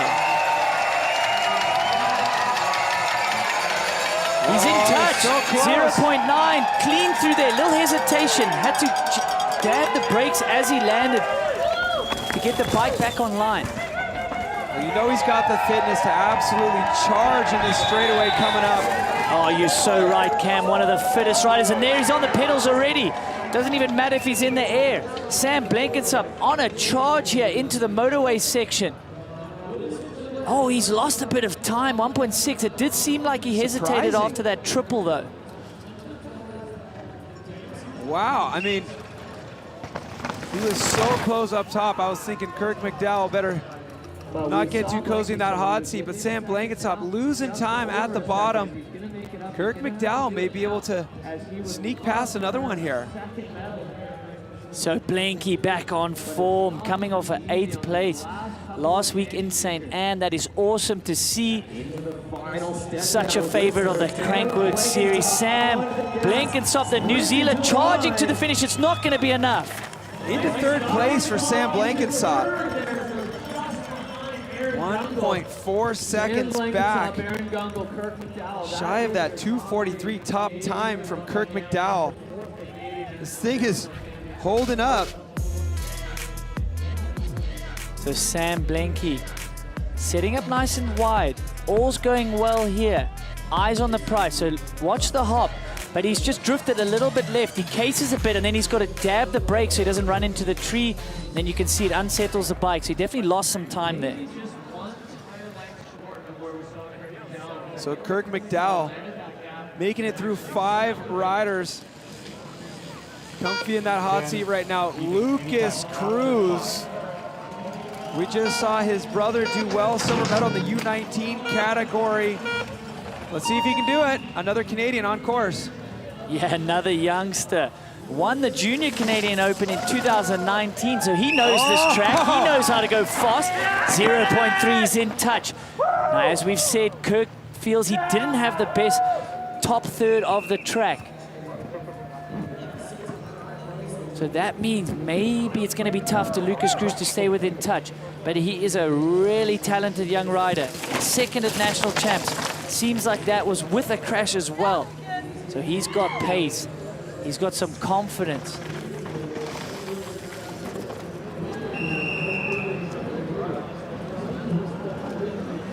Like you said in the opening, it seems like for a while there, we're lacking some Canadian talent, and now there are just so many following in the footsteps of the late Stevie Smith. Finn Isles coming off an incredible win in Mount St. Anne. He has really grown up as a racer, and that's going to help these racers aspire, and he's so in touch. 0.2 clean through there as well. Didn't look like any hesitation. This is good. Oh, big speed through that turn as well. Can he do the high line? Yes. Wow, he is carrying speed here. Lucas Cruz is on a mission. Cruising down this track. Kirk McDowell anxiously looking on. He knows this is going to be close. 0.4. He's lost a bit. Yeah, he's lost a little bit of time. Kirk was really good in those steep woods. What can the youngster do here today? Can he fellow countryman in the hot seat. A hot Caesar sounds good too, though. I'll go for yeah, those. this is a hot season here in Whistler. We have had great temperatures, and it is heating up here. The Canadian Open, Lucas Cruz, the youngster on a tear here. Within touch, he was 0.4 down. but he has been clean so far. Can he do it? What will the time tell us? Here we go. Ticking by 4:41, 42. He's done it. 0.9 up. The youngster will be so pumped with that. Such a relief to get a clean run down here in Whistler. There we go. Little brother Tegan there congratulating big bro for going in the lead. Tegan, we mentioned that a minute ago, silver medal in the U19 category. Lucas Cruz, the new man to beat. Oh yeah, let's talk about this too. That time's a 2:42, which is, you know what? Troy was still a little bit faster. He was a 2:42.14. We are splitting hairs now. We are. If you want to get technical, guys, strap yourself in. Bernard Kerr, I'll tell you how fast he is. He'll tell you how fast he is. He has been on a tear, and it's been very much earned. He's coming off his best World Cup result in snowshoe with a second, almost taking a World Cup win. Then backing up with a fifth. Looks like he lost a bit of pace there, having to pull, but he is up. 0.3 up. He made a mistake yesterday in the top third. Another mistake. I've got the commentator's curse today. Oh, looked like a rock or something just spat that back wheel up over the berg. No! Wow. Oh, man, I was so looking forward to this run from Bernard Kerr. Man, that is so unfortunate. I saw him after his second practice run. He was almost in shock. He said he just rode into a loose rock. It flicked the front wheel, almost crashed into a tree. And that also looked pretty odd. It was almost like there was maybe some loose dirt or a rock that he wasn't expecting, and it just bumped his back wheel over the berg. Wow, very surprising crash there from Bernard Kerr. The man has been on a tear, so it's awesome to see all the riding, all the work that he's put into his career finally paying off. He's back on pace, Bernard Kerr. So no surprise, 6 seconds back. He's got his eyes heavily set on Worlds. Said he was going to give it a go today, but I don't think he was going to risk it all because he has something in his pocket for Worlds, I think. Well, it's too bad all the fans don't know that he already had a crash up top. That's the reason we see that 6.6 back. He was ahead at split number 1 until this moment right here. So opting for the inside line, and as he dives in, the back wheel just gets kicked off something and squirts him off. It's very hard to tell, but there are so many loose rocks there. Maybe even the inside pedal clipped something. Super interesting crash, and you see him looking back. It came out of nowhere for him. He felt he was committed and was going to get through that turn. I mean, he was going to ride that run so aggressive on the offense. Just choosing that inside line right there is an aggressive move that did not pan out. Ah, Bernard Kerr, that was going to be a good one. Shame to see him go down. So good couple weeks for him on the road. Winning dual slalom earlier in the week. He's not hurt. There's nothing wrong. He's going to reset, get some rest, and then there's a big race coming up, World Champs in 2 weeks' time.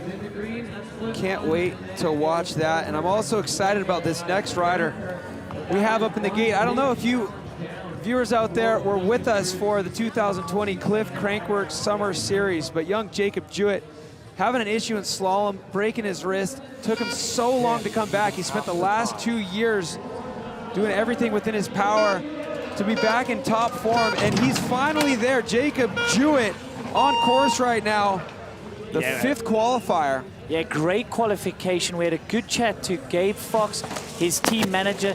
Has only got good things to say about it. He said, watch out, he's finally healthy, 0.1 up. Same line there as Bernard. The local kid from just down the road in Squamish. He'll know these trails. He'll know this terrain. Definitely wants to perform here in front of a hometown crowd here in Whistler.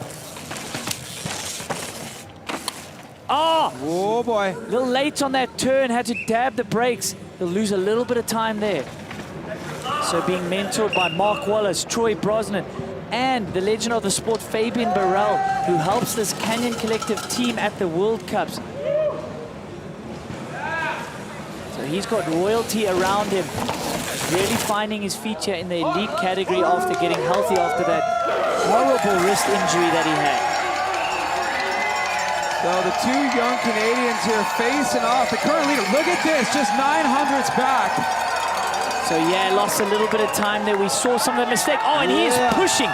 When you are spraying dirt up like that, that is commitment. Yep, the rock is still there, that is for sure. It is loose too. Can he hold pace? Yeah. Throwing up some dirt in that turn as well. This is a committed run from Jacob Jewett, the young local from Squamish, just down the road. Losing a bit more time though, 0.7. Tough to pick up 0.7 seconds here on this last bit of a racetrack. Jacob Jewett is gonna have to dig deep. The time to beat 2:42.4. Just 0.3 back from our top seeding time. So our fifth lost rider here, Jacob Jewett, the youngster, trying to battle for that hot spot position. He needs a 2:42.4. What is the time gonna tell us? He is pushing hard here. The time is slipping by though. It's not gonna be enough. Wow, tight times here in our top 5.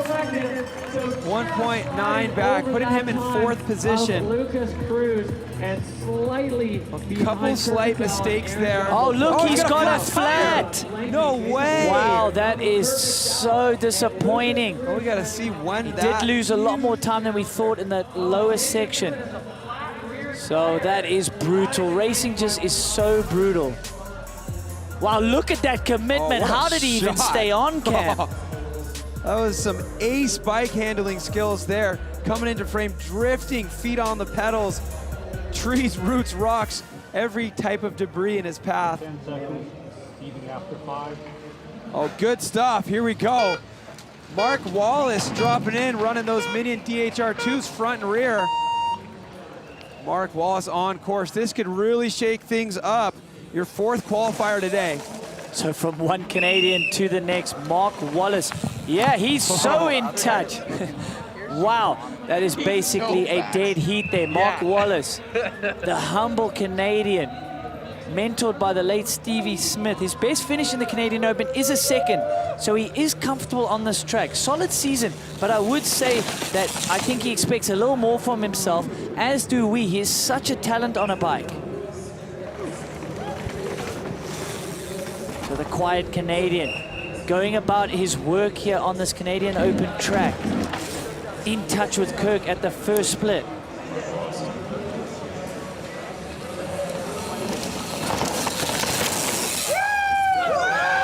So don't be deceived by this calm, cool nature of Mark Wallace. He might look like he's going slow, but he's not. He's moving. He's 1 second up, and he's clean through the triple off-camber section.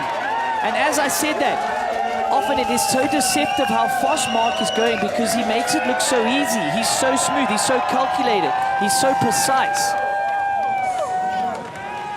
Oh, right. Oh, no, don't tell me he there's got no a air in flat that as tire. well. Come on, do not tell me.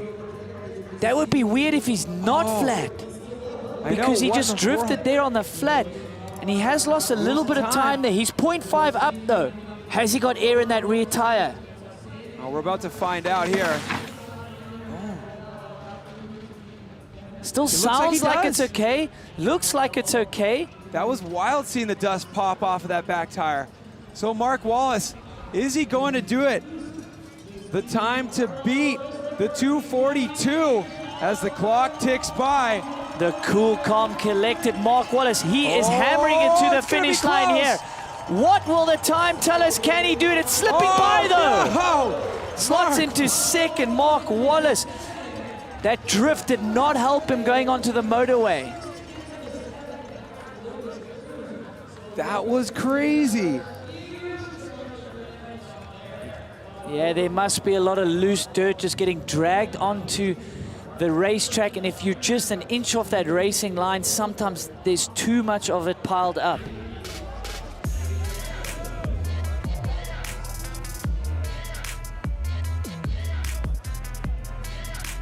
So he was a 2nd up in this section of the course. He lost a bunch at the bottom. We were thinking he might have had a flat tire. I mean, we saw the drift there. Yeah, the drift there, and he drifted a little bit further. Sometimes when you go to pump and get some momentum for the jump and you're in a little bit of loose dirt, you often push the back tire. So Peter Knott takes to the course, time to beat 2:42. So an incredible qualification. He is up 0.6. Nice. Guys, this is an incredible story. Clean through the Bernard Kerr turn. Wow. So Peter Knott, living in Squamish down the road, he has a full-time job as an engineer. I honestly was trying to do some investigative journalism to find out who is Peter Knott, where does he come from? Tracy Hanna had some info for me. He does come from nearby Cairns in Australia, but he's moved over 5 years ago here to Whistler area. He's living in Squamish now. I have a sneaky feeling he knows these trails very well. He might not get to ride his bike all the time because of his job, but he definitely knows these trails with him carrying this much pace. I mean, a third place seeding run with only Kai Hearn and Troy Brosnan ahead of you. Somebody's on fire. Look out for Peter Knott. Oh, and he's carrying huge pace, 2.5 seconds up, and he's clean. This is an incredible run. What are we witnessing here today from Peter Knott, the unknown Peter Knott from Australia, based in Squamish down the road? What a cool story. What a fairy tale story this could be. He needs to just keep it on 2 wheels. He's through all the hard parts of this course. This could be an incredible run here, Cam. I mean, 2.5 seconds. That is not a small lead. He bleeds a little bit, about a half second lost here. But all he needs to do is just stay hard on those pedals in this flat and stay smooth in the berms at the bottom. He's done all the hard work. He just needs to keep composed, keep pushing, but not do anything stupid. Peter Knott, what a run by you. He seems so calm. I said to him, how are you feeling? I thought I would sense some nerves. And he said, I'm feeling good. Practice went even better than yesterday. He's going to go racing, no big deal. This kid has no expectations. He is just having a good time out here. Peter Knott with an incredible run here. The unknown Peter, he's going to do it, is he? Yes, he does it. Into the hot seat and secures himself a podium here at the Canadian Open. Wow, what a story there. Peter Knott guaranteed at least a bronze medal now. What a run.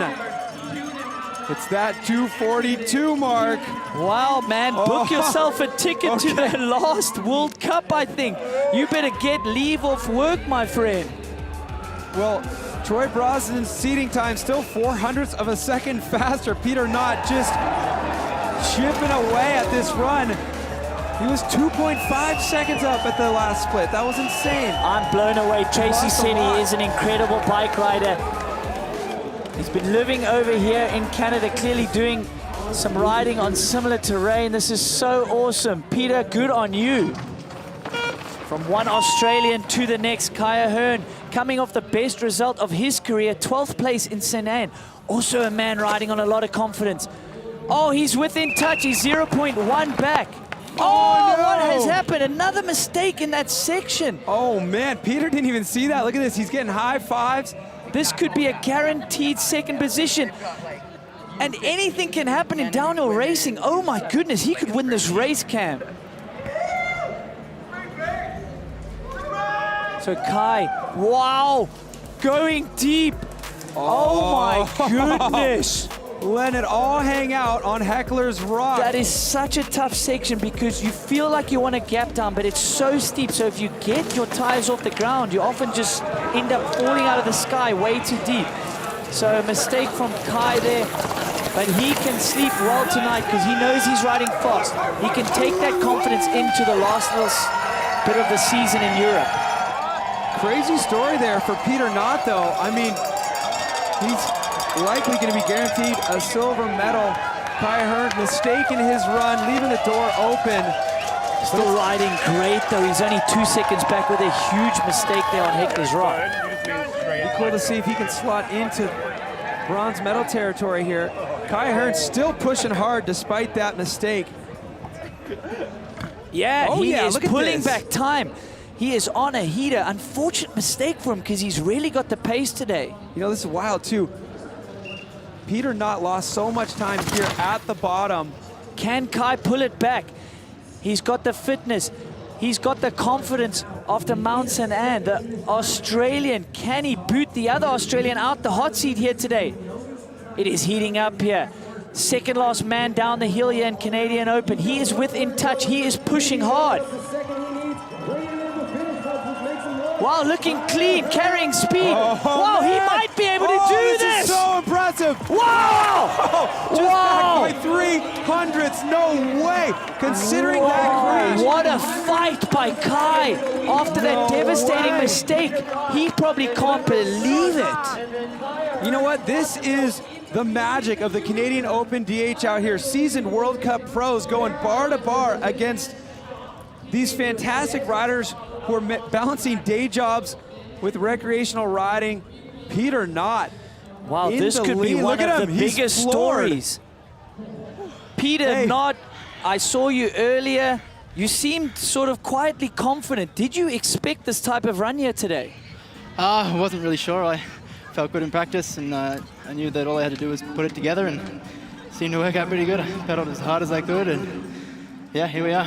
Peter, what an exciting race run. You know, the crowd is so behind you. It's so fun to watch these seasoned World Cup vets go up against local talent like you. And you know what? You're one rider away from winning this thing. It's a fast rider. We got Troy Brosnan coming up next, looking to make it 6 in a row. Congratulations on that run. You got the best seat in the house right now, man. Stoked. Thanks a lot, Peter. So one rider to go. I want to ask you, Andrew. So Peter was 2.5 seconds up in the middle, and then he lost a lot of time in the pedal. You know, he's obviously not training like some of these World Cup guys. That's how Kai Hearn was able to get so close there. What do you think the case is going to be here? Obviously, Troy Brosnan is going to push so hard. He's going to have more fitness in that flat pedally section, isn't he? Yeah, I mean, on paper, Troy Brosnan is the man for the job here.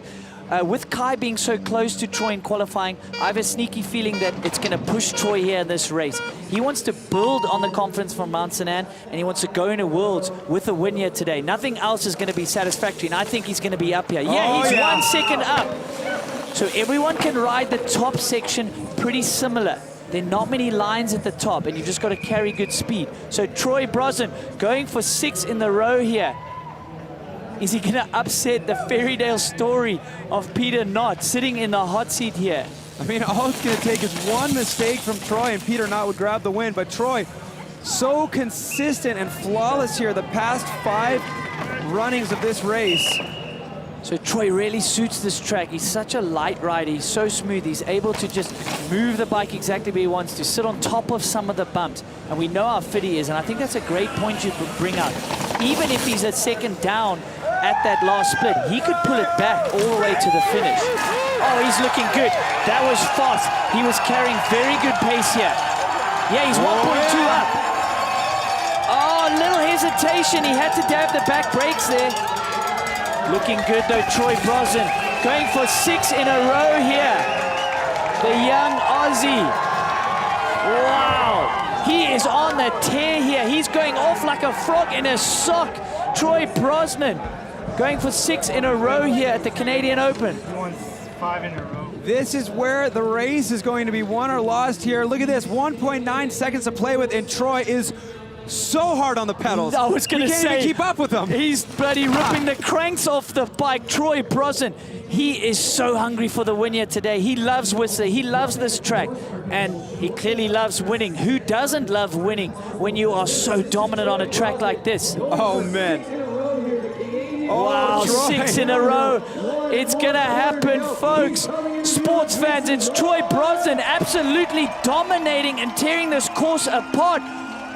What a time, Troy Brosnan, 3 seconds ahead, and he does it 6 in a row here for the Canadian Open.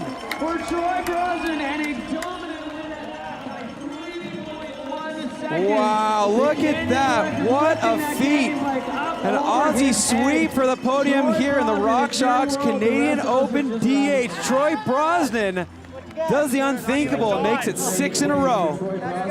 Wow, there are some riders that would hold back with big races to come, but Troy Brosnan is so comfortable on this track, pushing so hard. It is 6 wins in a row. He is unstoppable at the Canadian Open DH.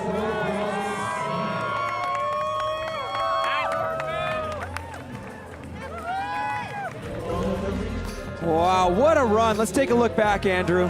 You could see he went lower than many on that step up there, holding good pace. So clinical, so smooth. Troy Brosnan, he's just, you can see how light he is on his bike, light he is on his feet. Little mistake here, he had to dab the back brakes to get around that tree, but didn't really lose too much time. So the smooth operator from down under, Troy Brosnan, the Aussie, absolutely dominating the Canadian Open, putting on a clinical performance. Troy, what a good show. Thanks for giving us something to cheer for out there, as if we weren't cheering hard enough for your fellow Aussie there, Peter Knott. Wow, what a cool story. But Troy, it's 6 in a row for you. What makes this one different than the last 5?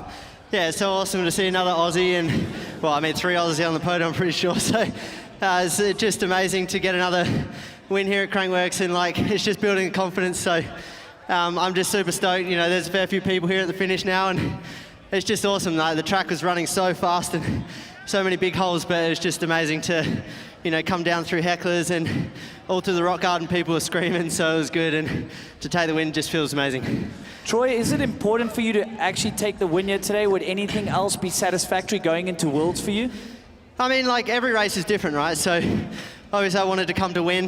There's a lot of fast riders here, and yeah, that's going to be boosting the confidence, but every race is different and you don't win them all. So just happy to get down with a clean run and feel pretty sweet. The bike's working well, and now we look forward to World Champs. Yeah, way to go, Troy. I mean, you've been coming here for so many years since you were a little kid. What's it like to be back after 2 years off and just hear the roar of the crowd? Yeah, it's amazing. Like, you know, seeing everyone here for Joyride yesterday was one thing, and then, you know, to have an overflow from yesterday into today and a lot of people watching is pretty awesome. And just honestly, to be back in Whistler for Crankworx is just amazing, and it's such a great atmosphere and a good race. So thank you guys. Good stuff, Troy. Thank you, and good luck at Worlds coming up, man. Thanks very much. Cheers. Well, Emil Johansson winning slopestyle 8 in a row yesterday. Tracy Hanna winning Canadian Open DH, making it 5 in a row for her just moments ago. And now Troy Brosnan keeping the tradition alive. Come on, we're all about tradition here at Crankworx. Troy Brosnan making it 6 in a row. Got some heroes out there, don't we? Absolutely speechless, and we all know that doesn't happen too often for me or you. Peter Knott, what a fairy tale story here in Whistler. Has a full-time job as an engineer. Man, guys, you guys better step it up. You got a full-time guy working a day job. Right there in second position. Incredible for Kai Hearn as well. Having a huge moment there, saying to Troy, I almost died on Heckler's Rock, and he bloody well almost did. Bummer for Bernard Kerr. I thought he would do very well today, but an uncharacteristic crash from him. So Bas van Steenbergen there in 19th place, picking up a position. We'll see if that shakes up the King of Crankworx overall standing at all. He's obviously looking to add any points he can. But, you know, how great is it just to, you know, not only be back here, the sights, the sounds, the smells that we nostalgically associate with, you know, this great festival we've been coming to for so many years, but to just carry on so many traditions and have those heroes just deliver under pressure. Yeah, I think we're finally back. I think the world of mountain biking is back where it needs to be. It's been tough not coming back to Whistler. So with that big third place last night, Thomas Lemoyne put himself in top position in the King of Crankworx overall. He's got 335 points, but you see right there, Bas van Steenbergen, 304. He's gonna be looking forward to Cairns, Australia to try to get back into that top spot. It's gonna be fun to watch the rest of the season transpire. We've got 2 more events to go. We got Cairns, Australia, October 5th through the 9th. Then in November, we'll do the finals. We'll wrap everything up in Rotorua. Pretty crazy. That's usually where we start the tour, but it'll be fun to be down there and see what November's like down there. You know, it was fun. I wasn't able to make it last November. I think it's going to be pretty interesting to be able to finish up the tour out there. And a whole lot more to go as our King and Queen of Crankworx story continues to unfold here. A look at what you can expect from the rest of the season. Rotorua to finish things off. And we have no idea what to expect from Cairns. It's been a while since we added a new stop to the tour, hasn't it? Yeah, and it's a lovely place to go visit. We've been there for a World Cup before, so I can't wait to see what the courses look like. and you know what the festival vibe's going to be like, because it is a fun town. Yeah, so Ozzy, we're coming at you, all right? October 5th through the 9th. Go to crankworx.com to get your tickets. We're looking forward to meet new faces down there as well. That's kind of a thing that happens every time we pick up a new stop on the Crankworx World Tour, is like a lint roller. We cross over and we just pick up some new pros along the way that just stay with us year after year, and we see them become some of the biggest names in our sport. So what a great week of competition it's been, from slalom to pump track to speed and style to slope style to downhill. Thanks for joining us. I gotta throw out a huge thank you to all the amazing volunteers making this event possible. We wouldn't be able to do it without you. Gotta thank Boombox, our production crew, the whole Crankworx staff, everybody in the Whistler Village for welcoming us and letting us just take over the town for an entire week out here at Crankworx Whistler 2022. I've been your host, Cam McCall. Thank you, Andrew Needling. Thanks to all of our live event announcers as well. Most importantly, thanks to you for tuning in. We'll see you in Cairns, Australia. Later.